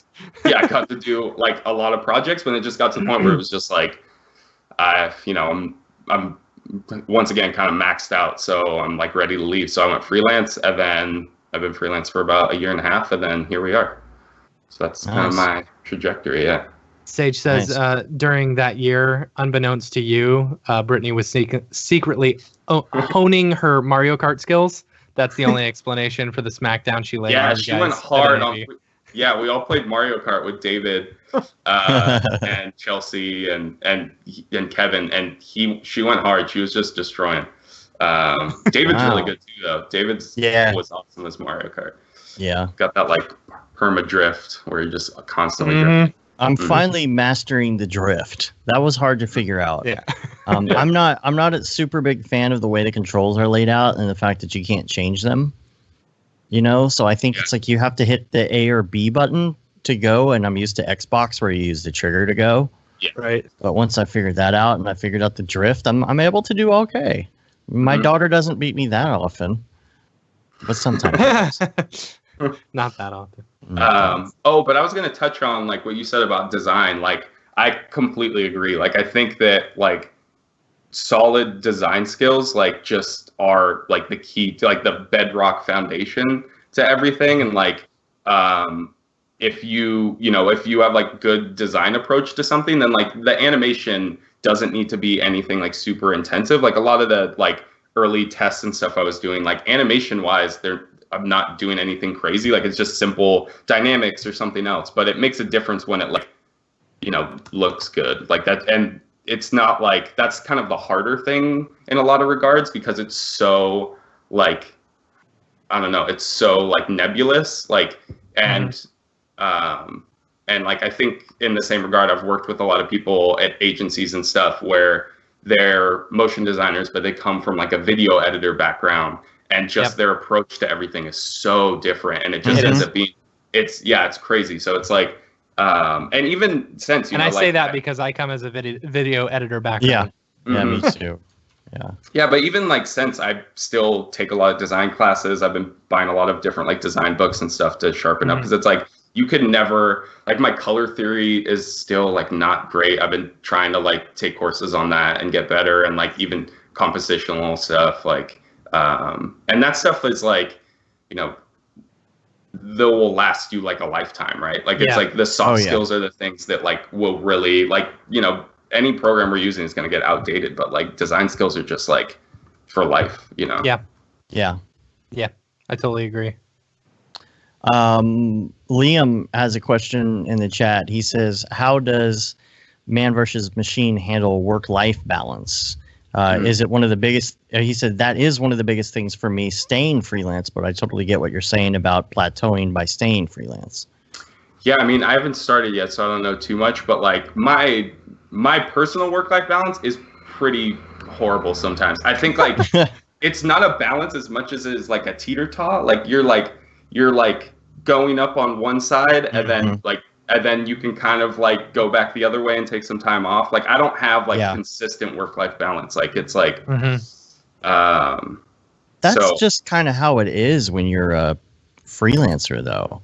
Yeah, it's definitely like the feast or famine stuff. You're going to get that big project as, we're doing right now. And then it's like July, once it's over, it's like, a very relaxed week of just do the podcast, screw around on something, take a day off, whatever. Go on vacation for a week. Yeah. No, you're doing that in the middle of the project. Yeah. Hey, Thanks. I booked this vacation way before. I know. I'm going to take a vacation in July sometime, Matt. I'm just telling you right now. That's fine. Just giving you the heads up. I'm going to go out of town and then keep working while I'm out of town. Mm-hmm. In July? In July, yeah. Oh, okay, yeah. Yeah. So, anyway, this is our personal life that we're talking about. Yeah. Let's just go ahead and just schedule next week. Let me get my calendar out. I'm not doing anything. Liam says, totally, I've been booked solid since December, and then May hit, and then finally had time off. My balance isn't really balanced. Yeah. I was thinking yesterday, like, what's the last time I took a full day off and just, like, didn't touch a computer? And I was like, I don't remember the last time I didn't at least open this project for a couple hours. Yeah. I mean, my problem is like, I have, like, serious like guilt if I'm not productive. Like even if I have time off, I'm always like if I like am just don't touch a computer all day. And like once again, this isn't healthy. I probably should work through this and figure this out, but like I honestly sometimes I can't take time off. Like it just feels like I should be productive. I need to either be watching a tutorial or just working on like a new test and stuff. So like I've been kind of wrapping up projects this last month and I've had like a lot of downtime, and I've just been like taking a lot of courses and doing a lot of like experiments and stuff as much as I can. Like I probably should be just like recovering and taking some time off, but it's tough. Well, I also only got a few more days left to do it. I know. I don't have any like obligations. Like I don't have kids or anything. I have a cat, but so I'm like I could be pretty selfish in that regard. You're in San Francisco. Go to the Walt Disney Museum. Yeah, the Walt Disney Museum is great. Yeah, that place is awesome. I used to work in the Presidio, like right next to, across from. There's like that building, and then the center one. The agency I was at was in that center one. That's awesome. Nice. Yeah, is that where you're going? That's a beautiful area. Where what? To Disney? Is that where you're going? I don't remember where you're going. No, I'm going to Dominican Republic. Ooh, so if anyone wants to do a meetup while I'm in the All Dominican Republic, the 13th to the 18th. Let me know. Yeah, how many motion designers we have down there. I've said it before on the show that I do feel guilty when I'm not doing anything, but I have to constantly remind myself the John Lennon quote: "Time you enjoy wasting is not time wasted." So, or else I'll just go insane and be like, I mean, even when I'm playing video games, again, I'm repeating myself for probably like an old podcast, but just. I will be playing Grand Theft Auto and be like, man, they really got that specular really great. Yeah. And then I'm like, I could be doing Cinema 4D stuff right now. And then I feel guilty because I'm just poning noobs on the internet instead. So, yeah. Okay. So you're in California. So I'm hoping that you have heard a little bit about these new contractor laws. Yes. Yeah. I guess we should describe what they are first. We'll have a link in the show notes. So ad agencies are going to have to be forced to adjust to a freelance worker restriction, and I haven't been able to really dig into that. But what have you heard? Being in California, what have you heard about this, if anything?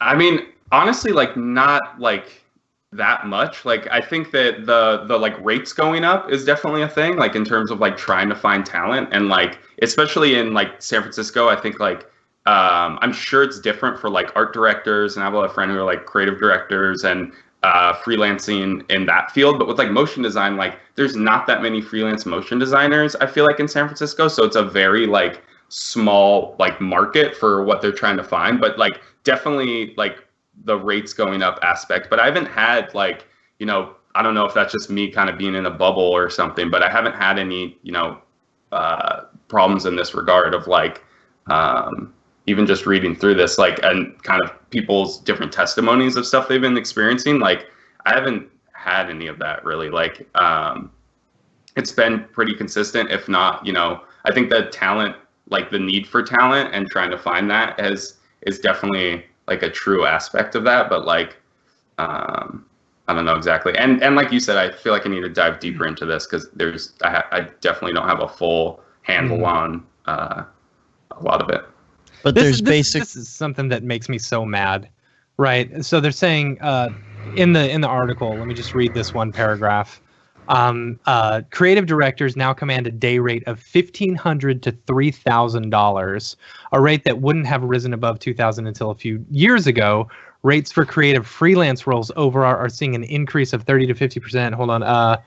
These rates jump higher if agencies work through staffing agencies because of overhead. And that part pisses me off more than anything. It's like staffing agencies are like the bane of my existence, and I hate them so much. I think if companies would just stop using staffing agencies altogether, they could not only save themselves a ton of money, but they could also increase the amount that they pay the employee that they're hiring. Yeah. But to be like devil's advocate to that, I completely agree. But I think like it's hard from like an agency's perspective to find talent sometimes. And I think it's like it just goes back to too of like with like Joey's book. He talks about how like, he surveyed a bunch of producers and it was like really difficult to find talent that they needed. They're like, how many people like how many of the producers are like not able to find someone when they need to book them? And so he kind of like talks about that in the sense of like, you don't have to feel bad if you're like kind of cold calling and cold emailing these people to be like, hey, I'm here if you ever need me. And I think that like what you're saying, like it sucks and we totally should cut out the middleman and like just get these people paid more. But like that also feeds into like we need to be more proactive and reach out to producers and reach out to people and say, hey, I'm here, I'm in your area. If you need anyone, you can reach out directly to me. You don't have to go through a staffing agency. Because like I completely understand where like they're in a bind and like they just got awarded a project and they need to find someone and they don't know where to look. And the easiest thing is to just be like, okay, the staffing agency knows 10 people or whatever. And I think that like if everyone was kind of having more of a direct communication with the agency and with the producers, then like we could just cut out the middleman and we wouldn't need any of this. But the problem that's coming up now with these new laws is that they're going to have to start treating contractors more like paid employees, and that's super frustrating. In Texas, if you have employees and you pay W-2s to non-owners of the company, to non-shareholders of the company, straight up employees, more than $1,500 per quarter, you have to pay unemployment taxes. And so that's kind of what has kept us from really even exploring having employees right now. And the other thing too is like they're very, very weird about it. Like if they find out somebody is working for you contract exclusively, you will owe back unemployment taxes.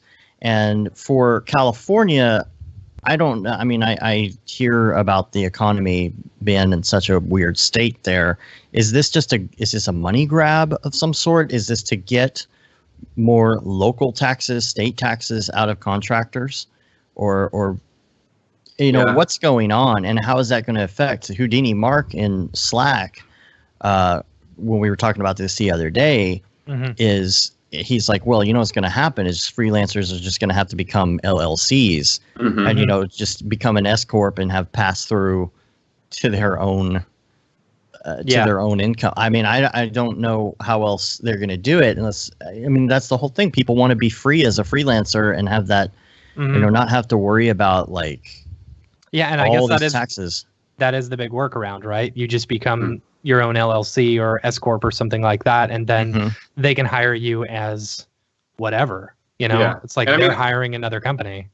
Yeah, and honestly, like before this, I knew a lot of freelancers that like became like incorporated, and like I was kind of on the fence of, even before all this, of like kind of going down that street, because sometimes it's like, a lot of the advertising agencies, you'll get put on like their payroll, so it's basically like, you're getting those kind of taxes being put out, and like there's no other way they bring on freelancers. Like even before this like law came in, it's like you have to sign up for everything, and you're like basically on their payroll, which like also is like a blessing and a curse, because then there's this kind of like hump to bring people on. So once you're like kind of in the system, then they're like more likely to bring you back on again and stuff, because so I knew a lot of freelancers that were incorporated before this, just because like in regard to like taxes and stuff, sometimes that's makes that road a little bit smoother, but it definitely it sucks.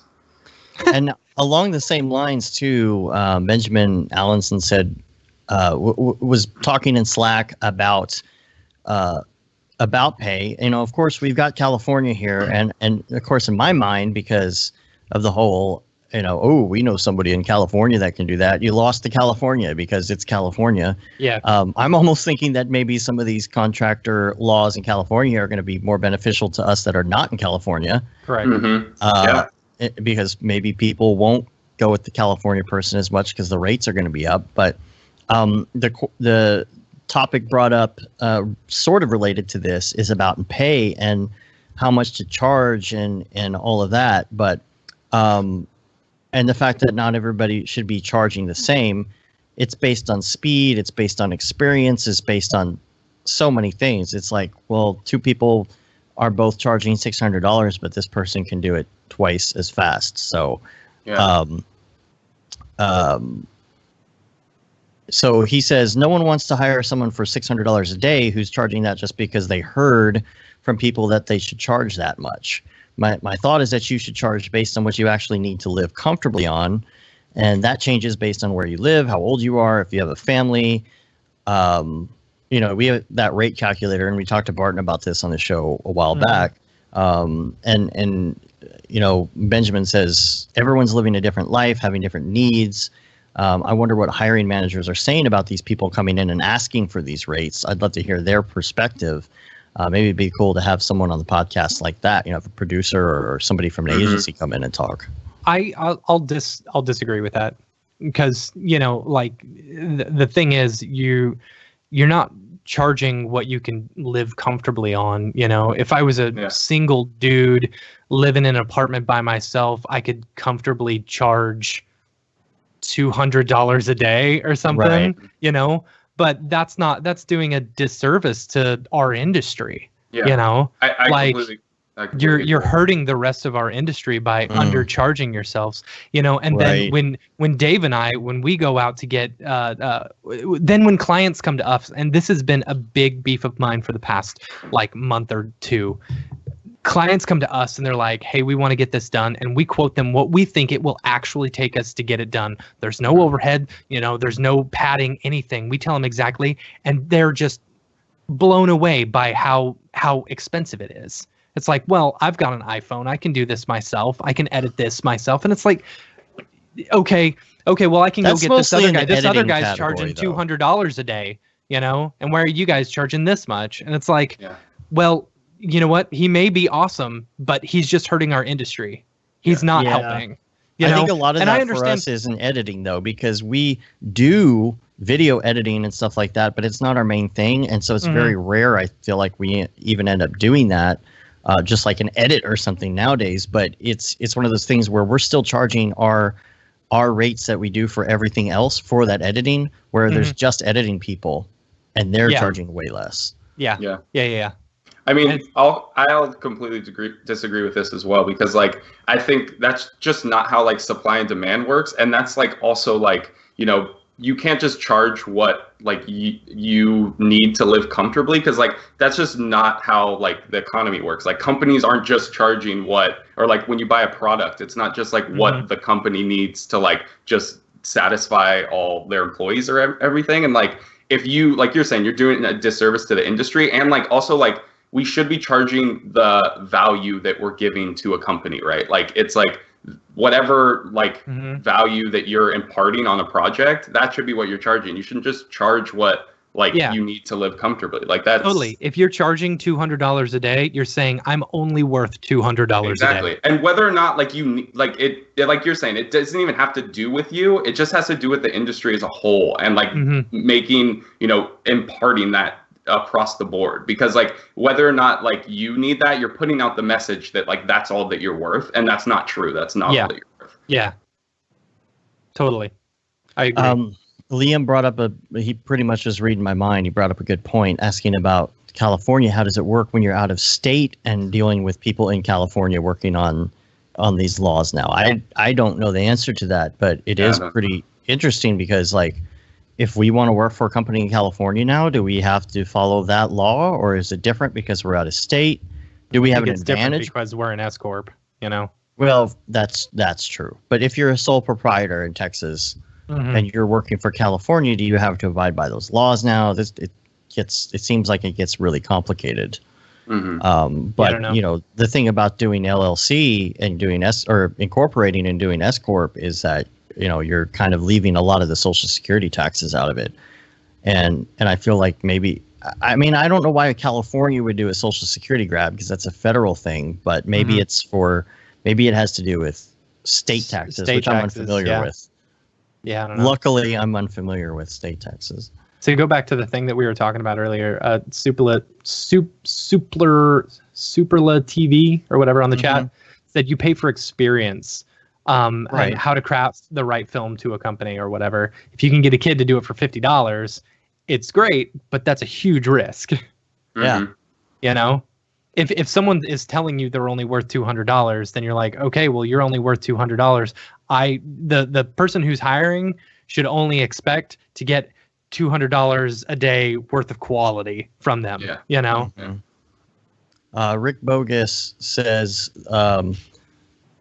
in California, the worker is free from control and direction of the hiring entity in connection with the performance of the work, but under the contract for the performance of the work, and in fact, wait, is this like is this the law? This is probably like the actual wording of the law. The worker is customarily engaged in an independently established trade, occupation, or business of the same nature as the work performed. Work performs a work that is outside the usual course. Yeah, I don't know. Okay. Why do they have to make it so complicated? Why can't we just have nice things? Yeah. Okay, let me switch just slightly in gears here because this is on the whole contractor thing, and I want to address this. I was going to talk about this last week. We have a listener who at this point is anonymous, and they hit me up on private and Slack and said, I think I figured out what to do, but I have a flaky client who hasn't signed the contract or sent an initial deposit, but style frames were due yesterday. He says, I have a bit of initial work. Standing desk of yours. No, that was my cat just knocked a box in my closet. Sorry, go ahead, Dave. He's done a bit of initial work to ensure that he'd be ready for delivery, but still, like, the company has the contract and it's still not signed, still no deposit, no response. And I think this person is about to venture out into full contract, and it's kind of like first full contract gig, and it's kind of a bad situation. But he wrote up an email and just wanted to see what I thought about it, because do you put your foot down? It's like, are they not listening? And we got into this whole conversation. Is it like, is the client avoiding it on purpose? Sometimes you don't know. And actually, that's why I like having something like MailTrack, because, we can go in and see if they actually read it and be like, you know what, they didn't even open that email. So now I have the advantage because I know that actually, they're not being malicious. They're not doing this on purpose. They literally haven't read the email. And I think some people don't understand that, this is important that you have this signed and 50% up front or whatever it is before you start. They're like, well, we'll do that somewhere in there. They don't realize, no, you seriously, you have to sign this first. No, really, guys. You have to sign this first. And my advice on that was to be nice but firm, because if you let it happen this time, it's going to happen every other time after that, because it's a new client. And it's like, you've got to make it known that if you're going to work with me, you have to be organized, and you have to read my emails, and you have to do these steps in order for this to be done the right way. Because what happens after that? They don't pay attention to how many revisions you said you were going to do. You start getting scope creep because they're not paying attention, and they might not be doing scope creep on purpose, but they didn't read your email where you set out the rules and said, we are going to do 3 revisions and everything after that is extra. I feel like being firm is just something that you have to do, and the question was, so do I put this on hold? Do I put this project on hold and say, sorry, I didn't do your style boards because you never read my email and finish these steps? I guess it came around. They were a little bit upset because he sent an email and said, look, I have other projects I'm working on, and you guys haven't paid or signed a contract. So I'm not going to meet your deadline. But I think from what I gather that it kind of worked out in the end. But again, it's a sucky situation to be in as a contractor. How do you deal with these clients as a contractor who are just not necessarily as organized as you are? I think when you're a contractor, like, you want to get your stuff done and you want to do it right, and you're trying everything you can to be on top of it, and you're trying to, answer their emails on time, and, all of that. You want to be a decent worker. You want to be a decent contractor, and you go to companies where people don't know that don't understand that companies concept. Will enjoy working with someone who is well organized, and they can see that from the very beginning. If you're just throwing out a contract for them to sign, and and they've got to expect, if they're going through a freelancer or a company or something like that, that there's going to be a stipulation. And I can see it differently with some freelancers. Like, if you're going into a studio to go and do work for them versus like working at home, or you're working, it also depends on how comfortable you are with the company, like Dave and I initially, like, for new companies or new projects or, big projects, we'll make them sign a contract and we'll make them put down a 50% deposit. But people like small jobs or ones that we've worked with people before in the past, totally, most of the time we don't require that, because we know they're good for it. If they were bad the last time, we'll make them sign another contract and we'll make them put another 50% down payment, but it goes both ways. Yeah, I think like you're saying, it's very much like a case-by-case basis, and like setting the standard of conversation up front, and then like it's like a relationship, right? It's like certain relationships are going to be other ways, certain ones are going to be like this, and if it's like a bad relationship, then it's like, you just don't, like, as much as it sucks, like, I understand, I've definitely been there where projects fall through and you really like wanted or needed that work, but like you have to kind of, it's also like relationship, like if you're in an abusive relationship, you got to have like respect for yourself and just like, cut the cord on that. But like, I think what you're saying too, like, you get a sense, you can oftentimes really get a sense of the type of client or the type of studio that you're dealing with on the upfront, and then you can kind of gauge that and decide how you're gonna, traverse the whole like business side of things, or even just, the conversation. And I think it depends. And like things like this suck, and I've definitely been in that situation before. But like you're saying too, like, you don't necessarily know if it's malicious or not, right? Like, I've had instances where, they've kind of gone radio silent for a long time, and then they like reach back out, and it's just like, oh, sorry, we were really busy about this. Here's, the deposit, here's everything, blah, blah, blah. And so I think that like just having a wealth of, as much as you can, like a, diverse wealth of companies that, you have a sense of, and kind of having different client relationships with, and maybe like an ongoing relationship. So then you can, have the opportunity to, say no to the ones that aren't healthy and not good for you, then that's ideal. But yeah, I think anyone who's been freelance has been in all these types of situations where, they either go radio silent, or they're just like really difficult to work with. And if that happens, then it's just honestly, like, I just kind of chalk it up as like, learning experience, and I'm not going to deal with those types of, if I'm working with another company and they're kind of have the same approach to things, then I mean, I'm only going to get like knocked down once before I learn my lesson, you know? Well, we have a company we're working with right now. It's like where we did a couple contracts when we started. We had contracts when we started, and then it's kind of like, okay, well, these aren't that big of they're not that big of projects. So it's like we don't really have to do a contract. We've been doing a lot of business with them over time, but now there's like some scope creep, and I'm going to have to do a phone call and be like, look, I know you didn't sign a contract, but our previous contracts and our contracts that we give new customers say that after 30 days of drawing something out, especially when we fronted money on projects, we're going to have to go ahead and bill for this because you're dragging, and it could take months before you're done with this at this point. Like the project's almost done. There's like 2 things that have to be done and we're done, but it's so easy. But like this is just dragging on and we got to move on, you know, because they think at any given time they can just call up and be like, okay, well, we're ready to finish it. I might be like, you know what? It's going to be a month before I can get back to that. Sorry, you know? And then there are some companies that we always do a contract with. You know, one in particular, it's because other people have told me that they've had problems with them paying on time and all that before. So I can't tell you how many times this company has just paid late because I know they're looking at the invoices. They just pay late.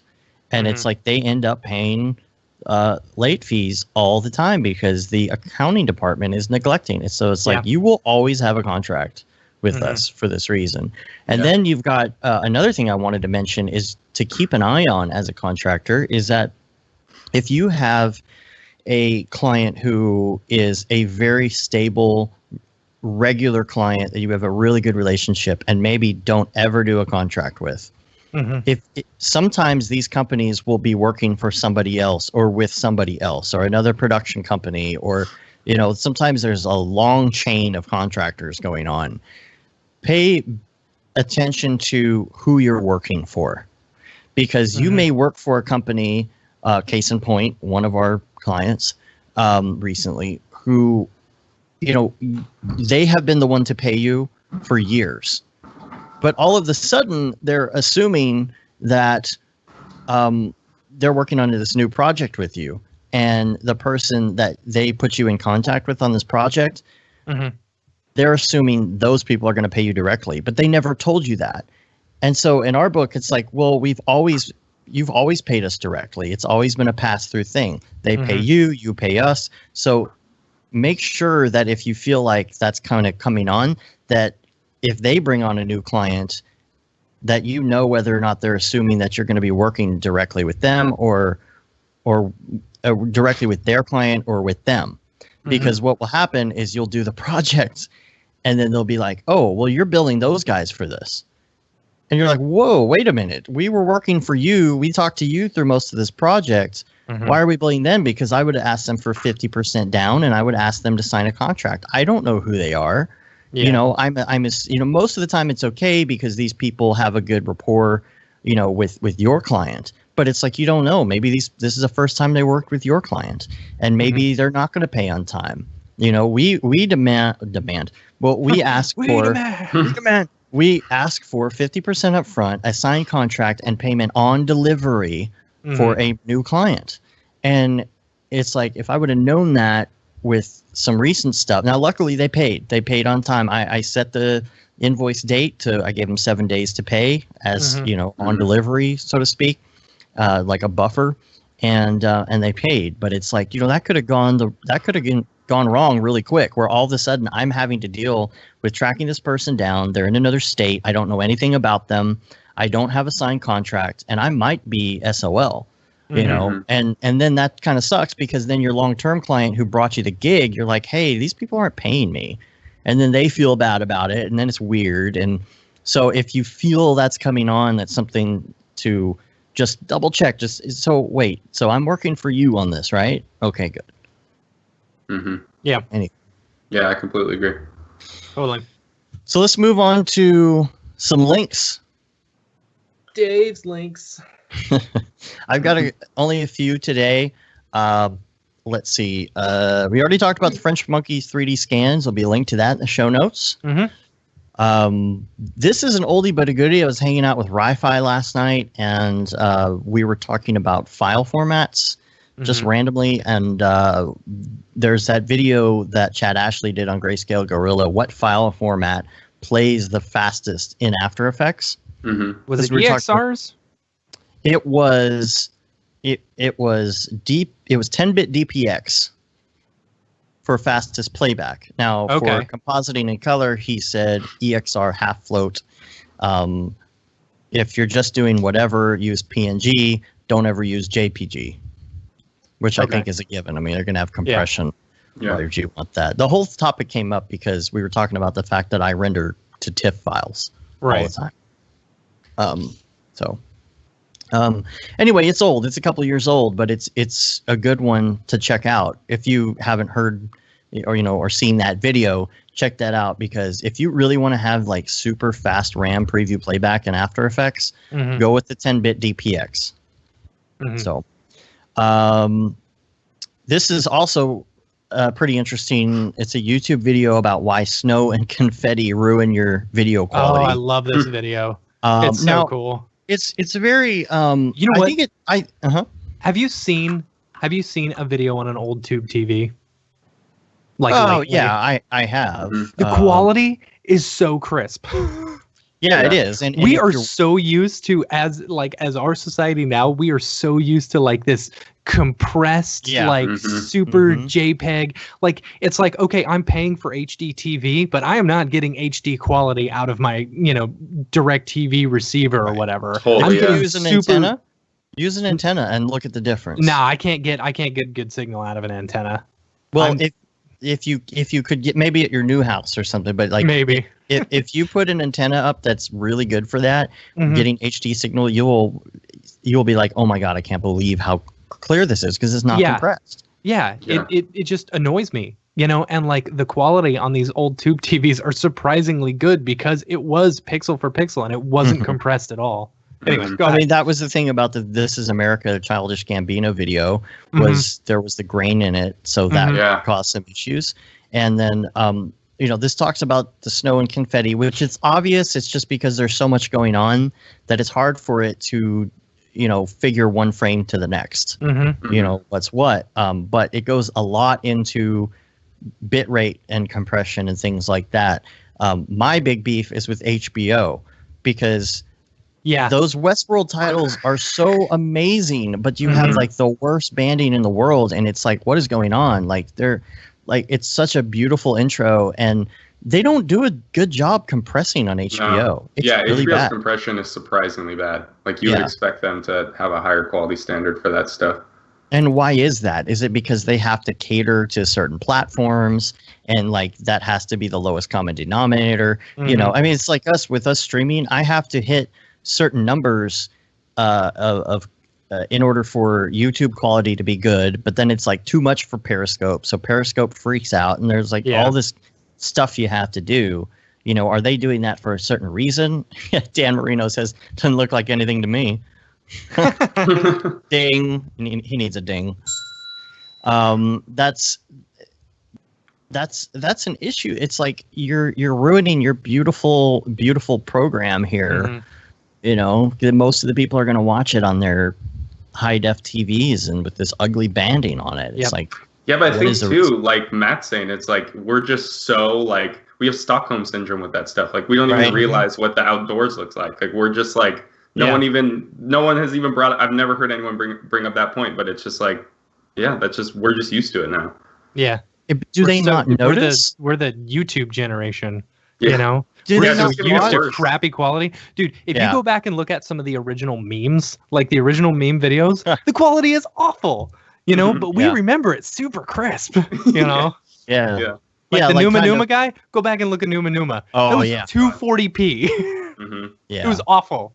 Yeah, you do think of it different. You think back even on photos, like your flip phone cameras. You think, oh, remember that photo? And then you go dig it up somewhere from like 10 years ago, and out of an old hard drive or something, and you're like, wow, that looks really bad. Yeah. So same thing with like video games, because I grew up playing a lot of video games, and then you like go back and play an old game, and in your head it was like photorealistic and the coolest thing, and then it's just like pixel crap. Like, because at the time it was Final the Fantasy best. VII does not look that good now. Yeah. Yeah, Tomb Raider with the Tomb Raider with the cube perfect. chest. Yeah, the perfect pyramids, like. Yeah. At the time, it was like, well, this is the best quality ever. Mm-hmm. You know, but I just don't understand why there's got to be tons of people that work at HBO and work on these shows at HBO, and then they go home and they're like, hey, family, check out this show that I worked on. I spent hours and hours and hours as the colorist on this, just making it perfect. And then you watch it on your TV at home and you're like, oh my God, this looks awful. Do you not go back to your superiors and say, hey guys, you're doing a bad job compressing this? Mm-hmm. Or what's the mentality there? Is it known? Is it a known thing? Or is it, they're just like, this is what we have to do right now? Or they just did not care? I'm sure you're right. I'm sure they care. It must be some like technological aspect that we're not thinking of. Like you're saying, like that they have to cater to, mm-hmm. people on different platforms and stuff, or just, because there's no way that, people within that are working on the show are happy with it either. It's like, okay, so I don't know exactly how it works, but let's say like Westworld, it's on the HBO Go app. Well, that's got to cater to all the Samsung TVs. It's got to cater to the Roku, the Apple TV, probably the Chromecast, maybe the Amazon Fire. I don't know whatever platform they have it on, but is it they have to do lowest common denominator? Are they all being served from the exact same server? Mm-hmm. Is it maybe a control issue? Maybe the ones that look good are because they give the file to, different server services that host them, or they want control over the file. So they say, no, you have to link to our file. Mm-hmm. If anybody listening knows anybody involved in that, I would like to know why it's bad. And is it ever going to get better? Is it a bandwidth thing? Are they catering to different people's bandwidths? I would like to see it get better. Yeah. Because, that's an issue too, is bandwidth, especially mm-hmm. with the new rules. Yeah. Or did those ever actually get voted down again, or I don't know what's going on? I have no idea. But, then you've got the bandwidth rules about priority packets, and are they trying to keep the file size down because it's costing them too much money to host the files? Mm-hmm. All of a sudden they're just going to go back to 240p. Save some money. Yeah. Other links, 2 more links. This is an oldie but a goodie as well. This is the Jane Bordeaux video. I don't know how to pronounce this. But it was something I was looking for a while back because I was I love this video. We have talked about this video before. Yeah. I lost it. I couldn't remember the name of it. One of my favorite videos of all time. So good. Yeah. It's gorgeous. And it's a great video for inspiration on like texturing and stuff. Mm-hmm. And so I was looking for it one day to get some ideas, and I was like, man, I need to go back and look at that because I know I liked a lot of things about it, but I don't remember what it was. And somebody just happened to post it in Slack the other day, so thank you. Because I was searching, I was like rotating octane render thingy. I was like, what do I type in to find that on the internet? Yeah. I forgot about this. This is one of my favorite videos of all time. I remember when it came out a couple of years ago, and we talked about it on the show. And I remember that EJ posted a link to it. So I was even looking back through EJ's Twitter, and I couldn't find it. Mm-hmm. And I was like, why can I not find this video? What is the video? Oh, Sage wants the fancy transition into the video. Yeah. That we can talk about it. Yeah, go. And you got to start it from the beginning too. Oh, well, we won't sit and watch it on the show, but I will let it roll while we're talking about other things, because the live stream, it's all about the audio version of the show, as I say. So there's another app, and I'll just let this play while it's going. There's another app that this is not out yet. This is something that Alex Lindsay was experimenting with on Tech TV or not Tech TV, Twit.tv. I was going to say. Tech TV's back? Yeah. Twit.tv, he did a 3D scan. Yeah. He had a 3D scan going of Leo Laporte's head, and it was in Cinema 4D, and he said he did it in like 5 minutes. And so I was like, what is this? And he said, I use this app, and it takes the iPhone X's face camera that does the facial recognition and does facial reconstructions and spits them out so you can bring them into programs like Cinema 4D. And I was like super interested, and I'm like, I am getting that app. He said it's free, but then it's not actually free. You have to sign up and get on a waiting list. So I'm waiting because they give you that special developer access or whatever. So I'm kind of waiting right now to get that. But the point is, I'll have a link so you can register for the beta, because it's one of those things where they don't immediately send you a link. If you want to get in there and try it out, you have to like say who you are and why you would like to try it, and you got to wait and see if they actually give you access. I'm assuming it will be out eventually, but I've been waiting for something to where you can do scans with the iPhone scanner camera and bring I think stuff in. someone had done something for like Maya, right? You know, I think someone had made that exact same thing, but for Maya. But it's also one of those things where like some people are doing it, but they're like deep in the code, close to the metal, and it's not something you want to deal with unless you want to get on SourceForge and try and like compile code yourself and all that other kind of stuff. So there'll be a link to that in the show notes. That's it for the links, but we should do some Beeple's People now. Woo! Okay. Get out your Beeple viewer of choice, and we are going to go to May 26th, Year of our Lord 2018. Oh, seriously? Beeple? Come on, Mike. What? He didn't put May 26th on his website. That's why you got to go on Twitter, dog. Yeah. He's listening right now. He's like dang it. Crap. Let's see. Twitter.com/people. Okay. May 26th. I didn't have to ask Year of our Lord 2018. Right there. All right.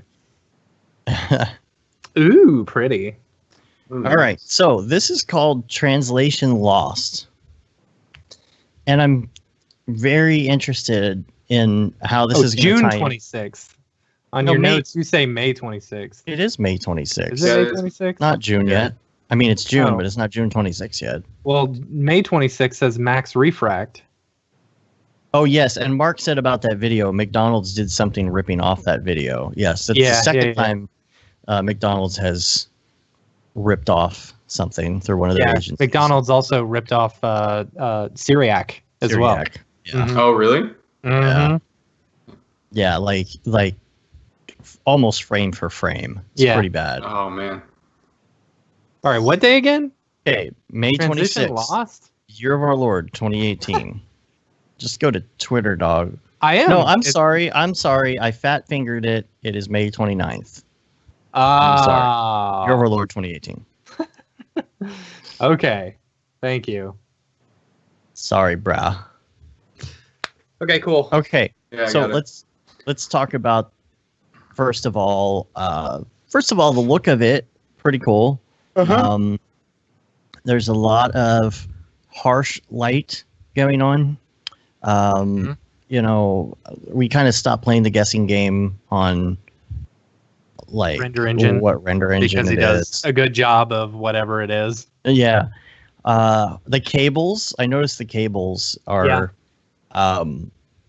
do you think he's using Merc's plugin now, or I don't know. Yeah, I don't know. I feel like it's just, you know, this simple kind of banding. You wouldn't necessarily need Merc. Yeah. The lines are the cables are familiar. Yes. You know? But not too familiar. But not too familiar. But not too not familiar. There's like 3 people that will get that joke. Okay. Yeah, there's a handful of people. So my question though on this is the name Translation Lost is what it means in our alternative Beeple story timeline that we're making up. Is this like a precursor to something? Is this the inside of the new Tower of Babylon? Like what's going on? Is the translation meaning language? I think this. Okay, yeah, because translation. Okay, I see this as like a like an airport hub. You know, like this is the transportation hub. You know, that's why there's so many different people from so many different worlds and stuff like planets and stuff. That's why the translation is lost. I don't know. Okay. All right. Man, people in the future are really messy with their cable management. I just they have are. to say, Mm-hmm. like, there's cables everywhere. You know, I don't know why they don't go wireless in the future and in outer space, but you know. Also, their fashion choices haven't changed much. Haven't changed True. much, no. That's true. Apple is showing off an iMac Pro with an eGPU right now. They're getting worried, aren't they? Yeah, I think so. So why do they have an eGPU? Is it a specialized eGPU or is it just like razors? I don't know. They were showing off the speed of DaVinci Resolve with it, and it's like, yeah, we know that. We have PCs. Don't you have? We know to how have nice an everything NVIDIA looks. Do you have to have an NVIDIA card to do DaVinci Resolve? I think you do. No, I don't know. I thought Maybe you did. Maybe you do. I thought that was a requirement. That's funny. I guess why would they be showing that off? And I don't know. Yeah, I don't know. Bring out the suspected spam. Nice. Ooh, suspected spam phone call. I get those all day, every day. Same. All right, so let's go to the next one, which is June 2nd, and this is called Night Shift. And I thought this was interesting. I'm sad you're not going to do Ghost Nature because I really needed to point something out on Ghost Nature. June 1st. Okay, I'll bring it up. You can point it All out right. real quick. Yeah. So I have a feeling he is reading Harry Potter right now because this is a straight up. I mean, come on, that is the 3rd Harry Potter book or the 7th Harry Potter book right there. Yep. You know, am I wrong? I wouldn't know. Sorry. I'll sign off on that. All right. Grant says, I don't think you need NVIDIA for Resolve, but they had him set up with AMD's at NAB. Maybe it's changed, but I saw when I installed DaVinci Lite a long time ago, like it had to be on a computer with an NVIDIA card, but I might be wrong. Yeah. Is this person in the hood? Not literally in the hood, but he's in a hood. Right. Is he the hood guy that's like on his knees, you know, after the explosion? No, I think this Do you think that this is his spirit animal? That is Harry. No, that's a Patronus, dude. Come on. Mm-hmm. Oh, like the tequila? That's Harry's Patronus. Like the tequila? Is a stag. Patronus Silver? No. So is the Harry Potter universe now canon within the Beeple universe? Oh, I sure hope so. I hope to see more of these renders. Do you guys have like a flow chart for this yet? Are you actually, you know? Man, we need like alternate timelines. Yeah, you need to like have a full diagram. There's a Slack channel. I think Houdini Mark did the most research at this point. Yeah, he did. About like figuring out numbers and stuff. But that would be super awesome if somebody wanted to like start that. And that's in the. Well, I was gonna write that Slack. book, you know. Yeah. But I didn't. Dude, well, you still can. I still can. Yeah, no one's done it. Yeah. There's also, by the way, there's a new Harry Potter coming out. Did you see the trailer for that? No. Wait, are you talking about the Fantastic Beasts, right? No, I think it's something about children. Something. What? They're all like the Crimes of Grindelwald. Oh yeah, okay, maybe that's it. I don't know. Yeah. That's Fantastic Beasts. They're doing a whole 3-part series. You know. Okay. This is basically, you know, you learn about this in book 7 when Dumbledore has to fight Grindelwald. Is that the one that they did the play on? There's a play. No, that is The Cursed Child. Oh no, it was The Cursed Child. Are they doing a movie? I saw a trailer for Cursed Child, and they're like all super old at this point. And yeah, so the only thing is, I was like looking at it, and I was like, is this just clips from other movies that they were in, and they're making like a fake trailer? Or is this real? Yeah, it's got to be fan made. Wait. I was trying to figure out if it was fan, but it doesn't look fan made. There's some things about it that look like. I mean, the problem is I don't know enough about Harry Potter because I haven't read or seen any of the books or movies. Yeah, I read all the books when I was a kid, but I watched some of the movies a bit back, but I don't know enough. Oh, Brittany. Oh, it and, is. Sage says it is people. fan made. Oh, really? Yeah. But it's a good job. It's a really good job. But it's almost they should do it because, like, if they have these movies like going this long to where they're like older, like imagine like, you know, that's going to be a legacy because you see them as kids growing up through the whole. Yeah. You know. Yeah. All right. Sorry. Back to Beeple's people. All right. So again, this is June 2nd. Night This shift? is called Night Shift. Now, to me, this is like the other side of that same building. Totally. And this is like behind the scenes where they're moving the cargo around. Yeah. Mm-hmm. You got that little, I was thinking cargo as well. what do you call it? What do you call those things? The lift things with the So look at this. So you've got like these cargo containers or whatever. They don't look like normal shipping containers. Okay. So hear me out on this. What do they Perhaps well, no, they don't look like your standard typical shipping container. Okay. You know? They look slightly different. And maybe for the transportation across universes and across worlds and stuff, they've got to be a certain shape or a certain type of material or something. That's why on all these different worlds, there are so many of those reused shipping containers for like the Google Cloud or for Amazon or for Netflix or something. Mm-hmm. They're having to use those as actual like building materials nowadays. And do you think that maybe the metal becomes unstable after it goes through a couple times? Yeah, so you just have to leave the shipping containers over on the other planet. Totally. Yeah. Dude, we're going to have to go back and listen to every Beeple's People to get this timeline straight. Mm-hmm. If somebody would like to get on that, that'd be great. Yeah, we've been doing give it you for royalties on the book. a year and a while. Yeah. Someone needs to like We'll give you beautiful mind royalties it. on the book that you write. yeah. Beautiful minded. Like and just do have the, do the have a bunch of post-its up on the wall and yarn. connecting the lines. Yeah. That's funny.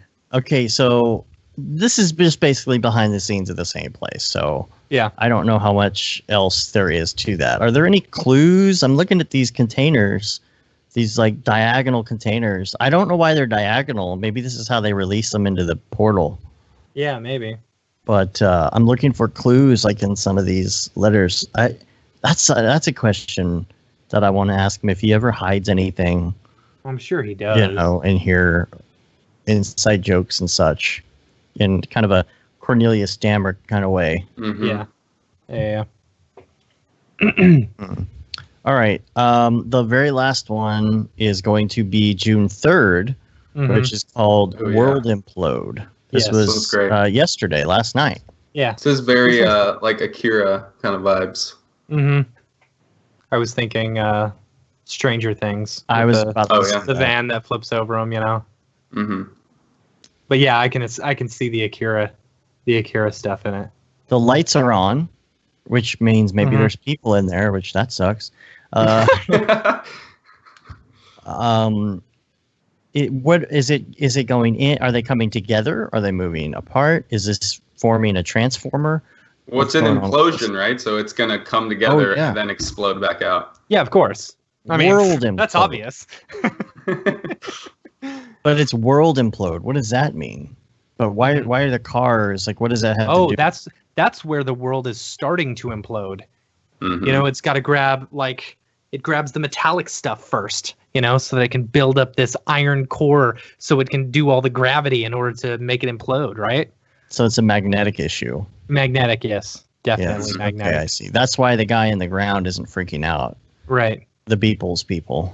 The Beeple's person. Right. Yeah. I like the volumetrics in the headlights. Yeah. That's interesting. Very pretty. And I don't. It doesn't. Do you think that was done in post? The volumetrics? With the headlights, it's really hard to tell. I don't think so. He always puts the scratches and stuff on there, and it's so hard to tell what's what. Kind of covers it up. I think I do recognize those palm trees. Mm-hmm. Those are definitely instanced.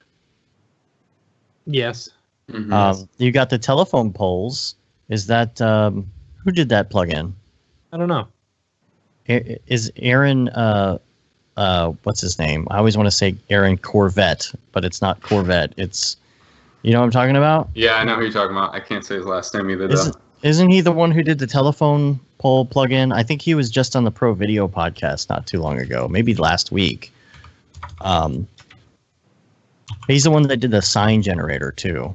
Mm-hmm. Oh, right. Yeah, that neon sign generator. I think we talked about the telephone pole thing maybe with David or somebody recently. Mm-hmm. I like the pink and green thing. The pink and green mix. You got the Pixel Lab, does it? Doesn't it? Is it Pixel Lab? I don't know. Pixel Lab has some 3D models telephone utility pole for Octane. Well, So- this is like a generator where you could just move them around. It's funny because I made a very like scaled back version of this years ago. Aaron Corvette or Not Corvette. Covrette. Yeah. Covrette. Yeah. Yeah. Okay. All right. Well, He's giving away his the utility telephone pole 3D model he created for free. oh, Yeah. nice. That's Yeah, cool. yeah. Sweet. Covrette. I wonder if that's the one. Didn't I see David Brodeur did something with a telephone pole not too long ago? Was that him? Yeah, I think so. That's probably yeah. I believe he did. Okay. All right, Woo! then. All right. Well, that's it for Beeple's People. So now we're going to move on to VR Corner real quick for a couple things I meant to mention last week. Number one, the Star Trek VR game. Mhm. Yeah. Mhm. They You have are it? adding. I've had it, and I just haven't had enough time. You really have to learn how to play that game. Mm-hmm. You can't just jump into it, play. You really have to learn, especially if you want to go online and learn with some just randos online. Like, it's better if you learn with your friends because like the controls are really kind of complicated. Yeah. And then so they sorry, I was reading the chat. Gosh, the chat always gets me. Look, Yeah. Locked and Loading is in here right now. Yeah. Nice. There we go. So maybe he can tell us if he did a telephone pole thing. All right. Everybody's showing up in the chat today. Yeah. It's all I the big guess they're not- players. They're not watching the Apple announcements. So, okay. So the Star Trek game has added downloadable content for Next Generation. And so now I'm super excited because I am a Next Generation fan, and I Yeah, will me too. probably be trying that out today, along with Beat Saber. Yes. Good. Yeah. I think there was also. Am I wrong in saying that I saw something where they did the Deep Space Nine promenade? I don't know. I didn't see. Oh, really? Maybe they did. Yeah, I think I might have saw that on Reddit, but I could be wrong. It I wasn't follow David Star Brodeur. Trek gifs on Reddit, and they have stuff like that all the time. Mhm. It wasn't David That's a good Brodeur subreddit. telephone pole. Somebody did a loopable telephone pole thing, and I can't remember who that was. Man, David Brodeur, you need to come back on the show. Yeah. Maybe next week if you're free. Hit us up. We don't have anyone for next week. We had to reschedule because we were going to have Nate Rodriguez Vera Yeah, some show next week because he was going to be on Redshift Thursday, but there's a whole schedule thing, so we're just moving all of it. So we're going to do a deal where he's on the podcast, and then we'll do the live stream like that following Thursday. So just watch for that. And we're lining some other people up, but we do not have someone for next week. So hit us up, David. All right. Also in VR Corner, there's seniors This is so great. try VR for the first time. It's on the HTC Vive. They've never tried a headset or anything anymore at all ever. And it's their reactions. It's pretty cool because I think a lot of them are playing that what's Job the name? Simulator. Oh gosh. Job Simulator. Yeah. Yeah, have you played that? I haven't. No. I haven't. I don't know why I never ended up buying that one. It's a pretty great one, especially for people who have like not tried VR before and to like get them like introduced to it. It's pretty hilarious to watch people jump into it. I might try it out. They're the same people who made the Rick and Morty Yeah, VR which game, I've been and meaning to try that too. What That's headset do you have, Dave? the Rift. Oculus. Yeah. Oh, okay.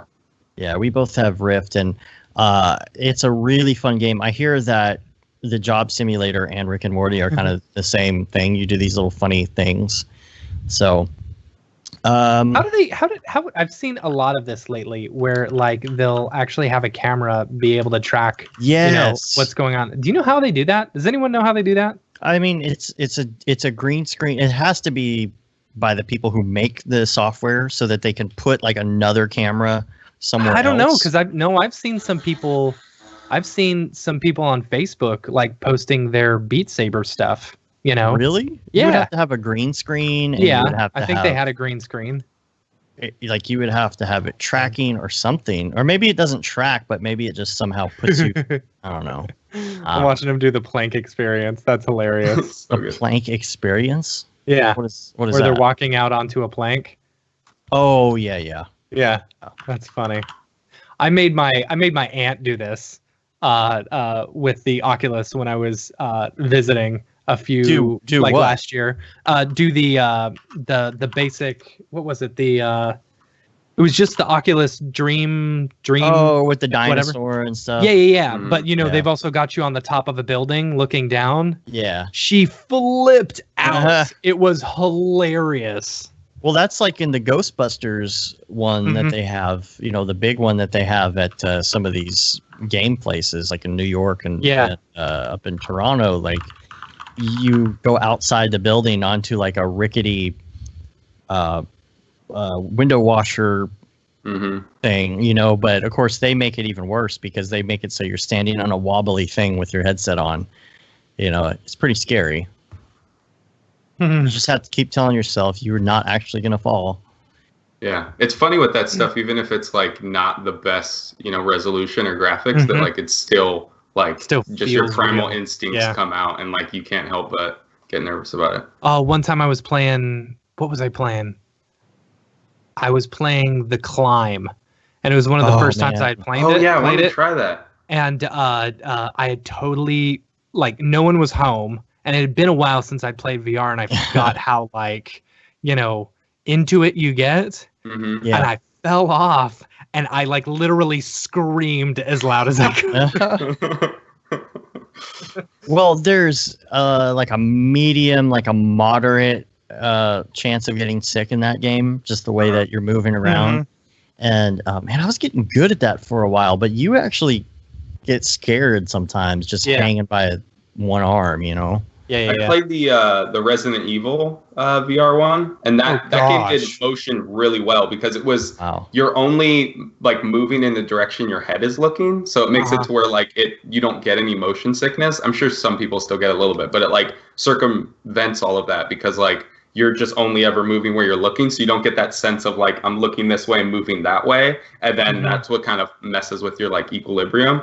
But that game was great because it was super frightening. Like it was very like visceral hand combat, like you picking up an axe and like fighting off the zombies and stuff, and it was pretty fun. It was honestly That's like very frightening. I'm sure. Rick Bogus asked if you've seen evil mode in that plank thing. I didn't know. And then also he said he saw a demo of mixed reality recording at VRLA that didn't require green screen. He's going to put a link. Oh, that's cool.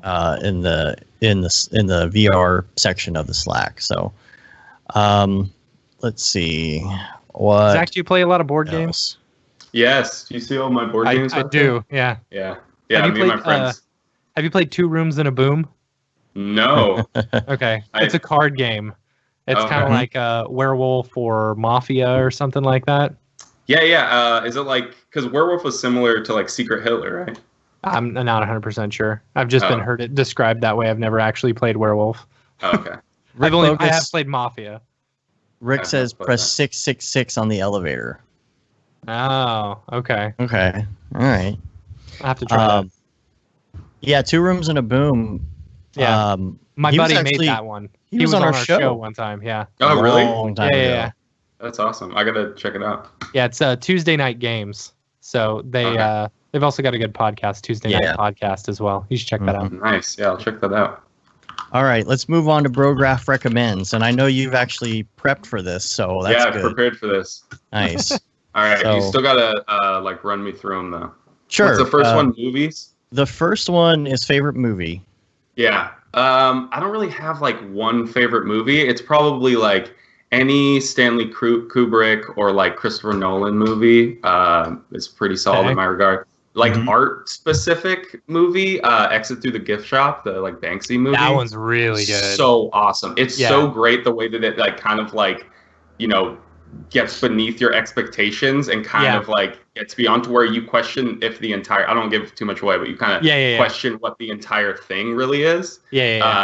Which is amazing. I think the first time I watched that, I was like, because of course you don't, knowing that it's Banksy, you know he's gonna like do something, but like I had, it came out of left field, like I really didn't expect it. So that's probably like one of my favorite like art specific movies. It was good. Which one's your favorite Kubrick movie?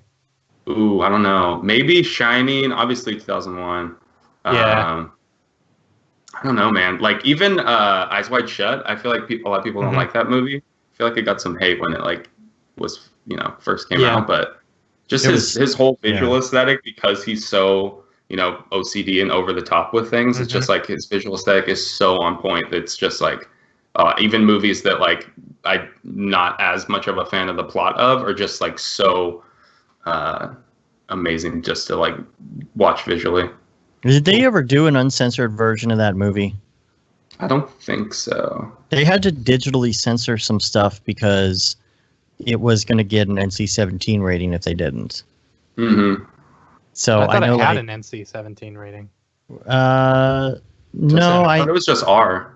Well, they went in and like when certain things were shown that was like too much, they had to like digitally put in like shadows of people passing the camera in front of them at the parties and stuff.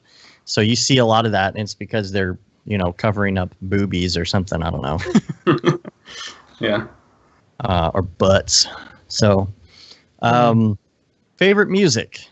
I'm pretty eclectic when it comes to music. I enjoy like almost everything. Besides, like, I don't listen to country much or like screamo metal or anything. But besides that, I listen to a lot of different stuff. You're missing out on some good screamo. I know, my buddy's a metalhead. Or that subgenre of country music screamo. Oh, is that what? No. Okay. I'm just joking. That has to be a thing. There's no way that's not a thing. Yeah, you're gonna have to find that now. But for like working, I listen to a lot of like lo-fi hip hop. Is like a good, because there's no, you know, vocals, chill so hop. you can kind of just or chill hop. There's a ton of like playlists and stuff for it. I do have to shout out for like alternative hip hop, Brockhampton. I don't know if you guys have heard of them before.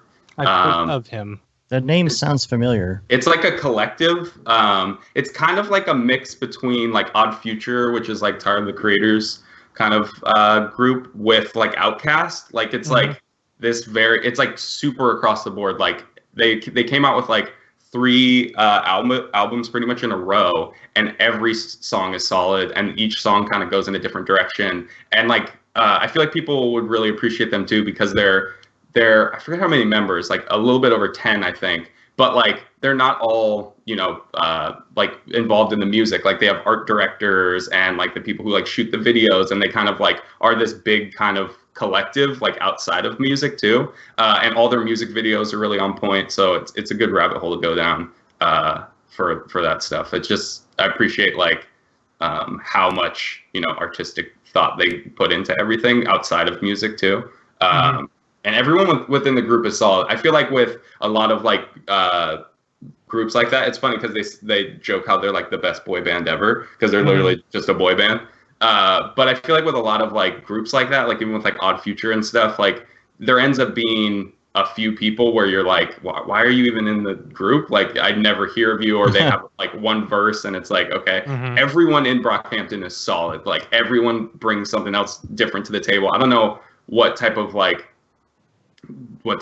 you know, instance came together where all these glorious minds like all kind of came together at one instance, but I feel like it's one of the groups where everyone's adding something, and so that's cool. That's one thing to shout out. What's the next one? Shows? TV shows. I don't watch a ton of TV. It's usually like a lot of podcasts or like video games or like YouTube and stuff. But I have a group of friends that get together every Sunday to watch like Westworld, but that's like more just a, you know, get together with the friends rather than an actual show. So normally if I have like downtime and I'm like hanging out and like watching something, it's like, I don't know, like it's either like video games or has anyone watched Steven Universe? Is that? I have seen a few episodes. I couldn't really get into it. Yeah, but I hear like the Steven Universe, like it's pretty great. Know what that is. Yeah, what it's pretty great. It's on Cartoon Network. Cartoon Network, yeah. Oh. It's like kind of in the same realm as like Adventure Time or something. Yeah. But the honestly, especially this. for a quote unquote like kid show, the plot development and like character development in that show is like amazing. All the writers. Yeah, I think that's pretty much it. I don't watch a ton of like TV. We have like Netflix and stuff, but Yeah. All right. Podcast. Ooh, yeah. I am a podcastaholic. I literally listen to podcasts all day.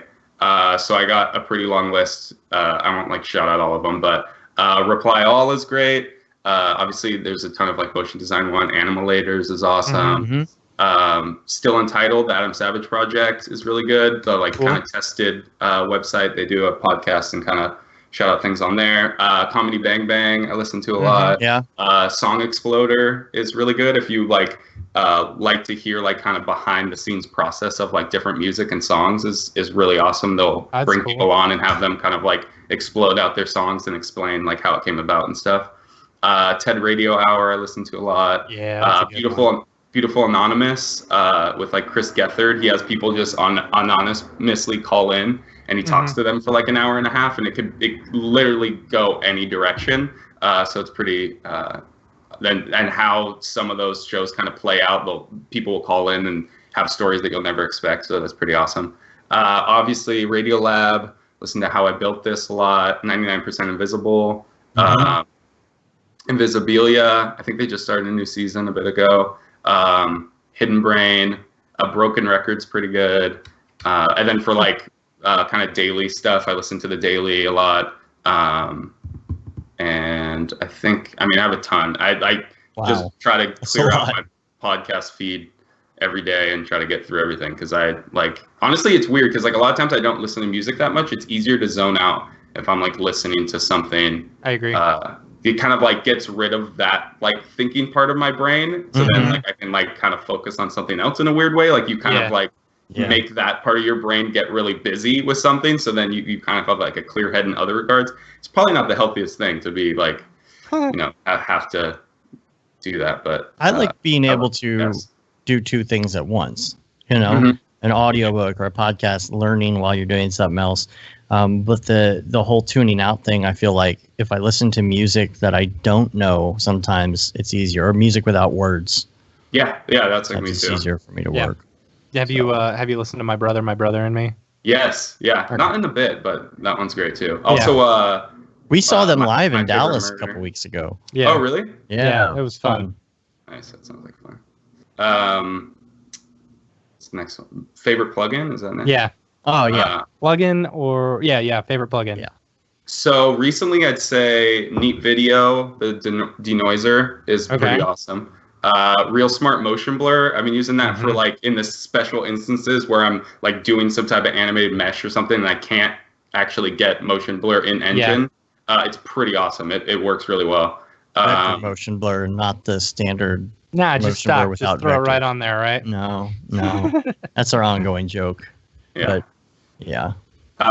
Best plugin ever, but it's more like a plugin for your computer, is Listery. Has anyone used this?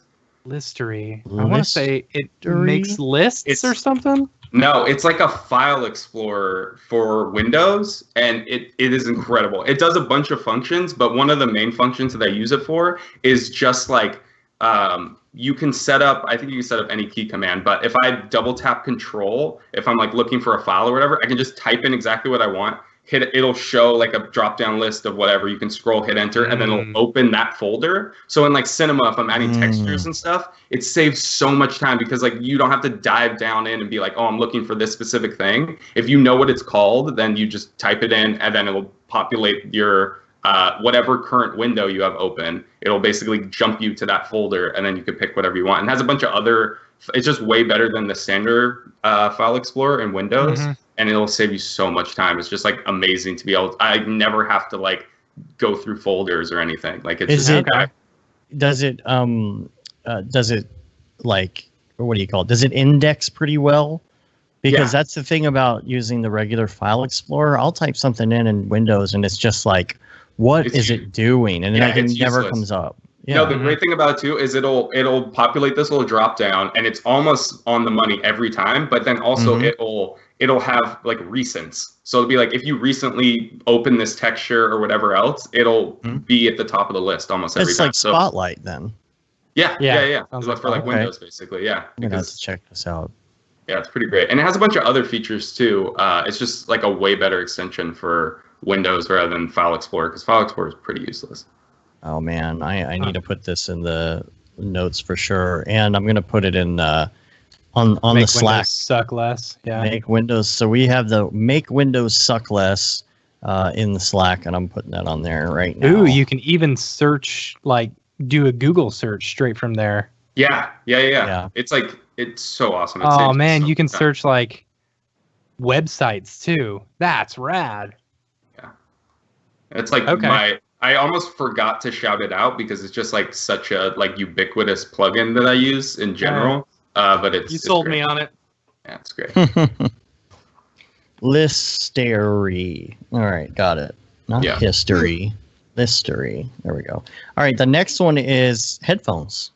I don't use headphone much because I just work from home. So I have like this set of like Bose speakers that I like, and I use those a lot. Otherwise, like, I don't know, Apple headphones. I don't really. Well, now you're going to be working in an office. You got to get some Bose Comfort 35. So if anyone has, Oh my God. I know. I love the Bose speakers. So I mean, there you go. There's your answer, right? Yeah. And the new ones have the extra button on them, so you can do Siri. Gross. Oh, really? Yeah. Siri sucks. Yeah. Yeah. She's the worst personal assistant ever. Yeah. I'd fire her if she was my real personal assistant. And website or Chrome extension. Chrome extension. I use Password Manager, like LastPass. So Yeah. that Chrome extension is great because it just like fills in, any website you're on. I will shout out Smile Always. So like on Amazon Prime, you can go to like a Smile so a portion of whatever you buy goes to some type of donation. It's difficult because you have to go to that website every time. So I like fully encourage everyone to download Smile Always, because then every single time you buy anything from Amazon, you don't have to remember. It's automatically giving them like $1 or $2 or whatever to a donation. Because it's like you buy stuff on Amazon all the time, and it's hard to remember to always go on Smile Always. And it's just like, give them some of your money, like whatever donation you want to, support. Use that Chrome extension. It's great. Yeah. And then life hack. I don't have a life hack, but we can sub out for favorite book, right? Yes, All that's right. correct. These are currently my 2 favorite books, if you can see those. They're these 99U books, which is like the company, kind of the education company behind Behance. And What are the titles? This one is Maximize Your Potential, and the other one's Manage Your Day-to-Day. Okay. And they're great. I think it's they got a similar bunch of other ones too, don't they? Yeah, they have one that's like kind of more business stuff. Make Your Mark, the creative's guide to building a business with impact. Okay. Yeah, All they're right. great. I think it's kind of similar to like Freelancer's Manifesto, where like that was one of the first books that like felt very like practical and actually like, I've practical to utilize in my day-to-day. And that's why I love Freelancer's Manifesto, because it's like literally like here, step by step, here's what you can do to like better your career. And I feel like these are kind of in the same regard. Like they have a ton of contributors to each one. So it's kind of split up into different topics, and then they each kind of like, contribute something different. But I feel like compared to a lot of other books that I've gotten that are trying to, implement some type of like philosophies on work and how to, either like live healthier or manage your day-to-day or find your focus and, be able to grow better and stuff, is these books are more practical rather than just kind of like, these loose things that you can't actually implement. Cool. Yeah, I'm going to buy them. Oh, and then bonus Brograph recommend favorite desk. Oh, yeah. Favorite desk. Jarvis standing desk. Bamboo. And why is it better than other ones?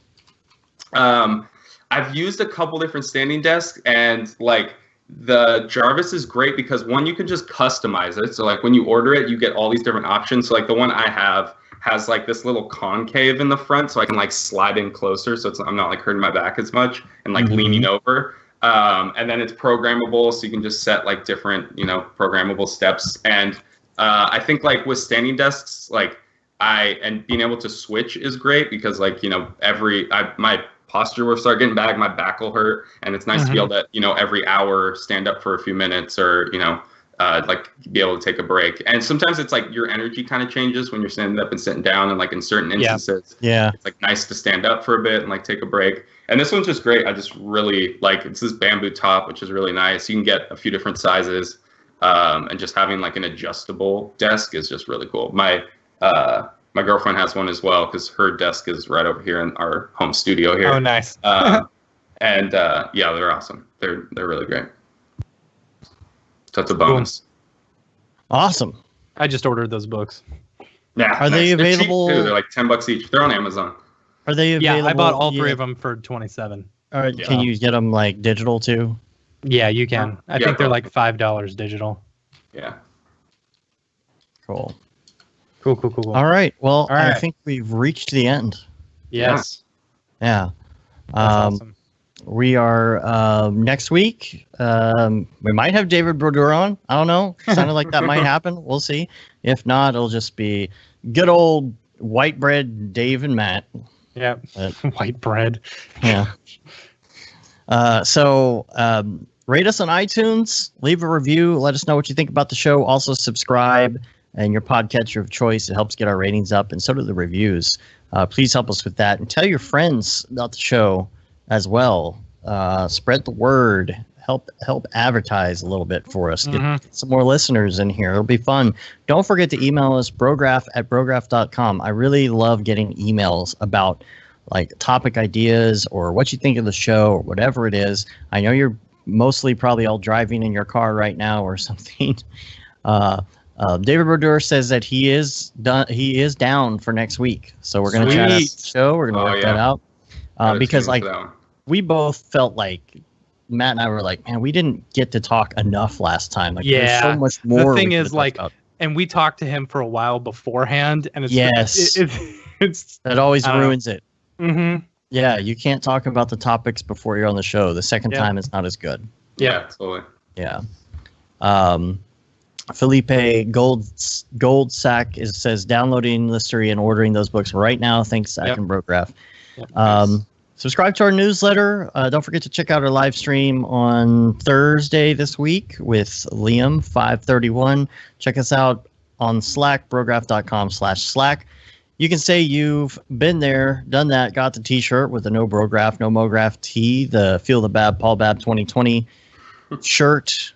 Profits from that go to Doctors Without Borders. Then we got the limited edition Gaten D. Simone shirt. And finally, the Render Things shirt and hoodie, which everybody seems to really love.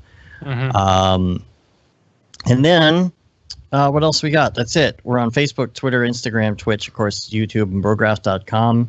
Zach, where can people get a hold of you? Yeah. My website, ZacharyCorzine.com. Twitter at ZacharyCorzine. I'm not on Twitter that much. I should be on it more. Okay. No, you don't need to. Yeah. And mostly Instagram at Zach Darren. That's where I post like most of my work and stuff. I think that's it. Yeah. Hit me up through my website, like email and everything, or send me a message on Instagram. I love to talk with everyone. And if you have any questions or anything, and yeah, that's it. And they can find your Cinema 4D presentation from NAB there as well, right? Yeah. On my website and on Cineversity, there's 2 presentations, one on personal work, one on professional stuff. Check those out as well. Great looking stuff. What is the Simpsons thing that you have here? The Mr. Plow. Oh, yeah, that was great. So at the advertising agency I was at for a bit, we actually were working with YouTube. We actually got to work with the creators of The Simpsons and like with their production studio, which I forget who does the like Hansel animation like abroad, but we actually got to work with them on it and basically bring back, if you remember that old episode, Mr. Plow, and basically kind of like reframe that using like, YouTube ads. So I got to kind of do like some visual effects design stuff for them. And then got to actually like use some of the footage, and then we like reselled some of it and like up-resed it because obviously that episode is really old. How do you up-res something like that? You just have to redraw it. I think it's the same thing with The Last Airbender. I don't know if anyone watches that. It's a great show too. They recently came out with like a remastered, and it's like they just fully, I don't think it's as much like an algorithm as it is that they literally just go back through and have to like kind of repaint things and stuff. But yeah, that was super fun because it's like actually getting to work with the team behind The Simpsons was really cool. Yeah, I can imagine. Cool. Well, thanks guys. It was a pleasure. Oh, yeah, thank you. Thanks for being on. Everybody check him out online and, check him out on Slack because he's going to be on our Slack, right? Yeah, I know. I gotta join the Slack. I'm like not on social media as much as I should be besides Instagram. Mm-hmm. Cool. All right. Well, we're going to get out of here. Until next week, I'm Dave. I'm Matt. And I'm Zachary. Have a good one. Later, See you bros. guys. All right. Let's slowly power down the live stream. 2.5 hours. That was pretty good. Get the music going. All right. Let's see here. Stop recording. Save. Oh yeah, I gotta stop my annotation too. Oh, I'm starving. We're still live, guys. Yeah, we are still live.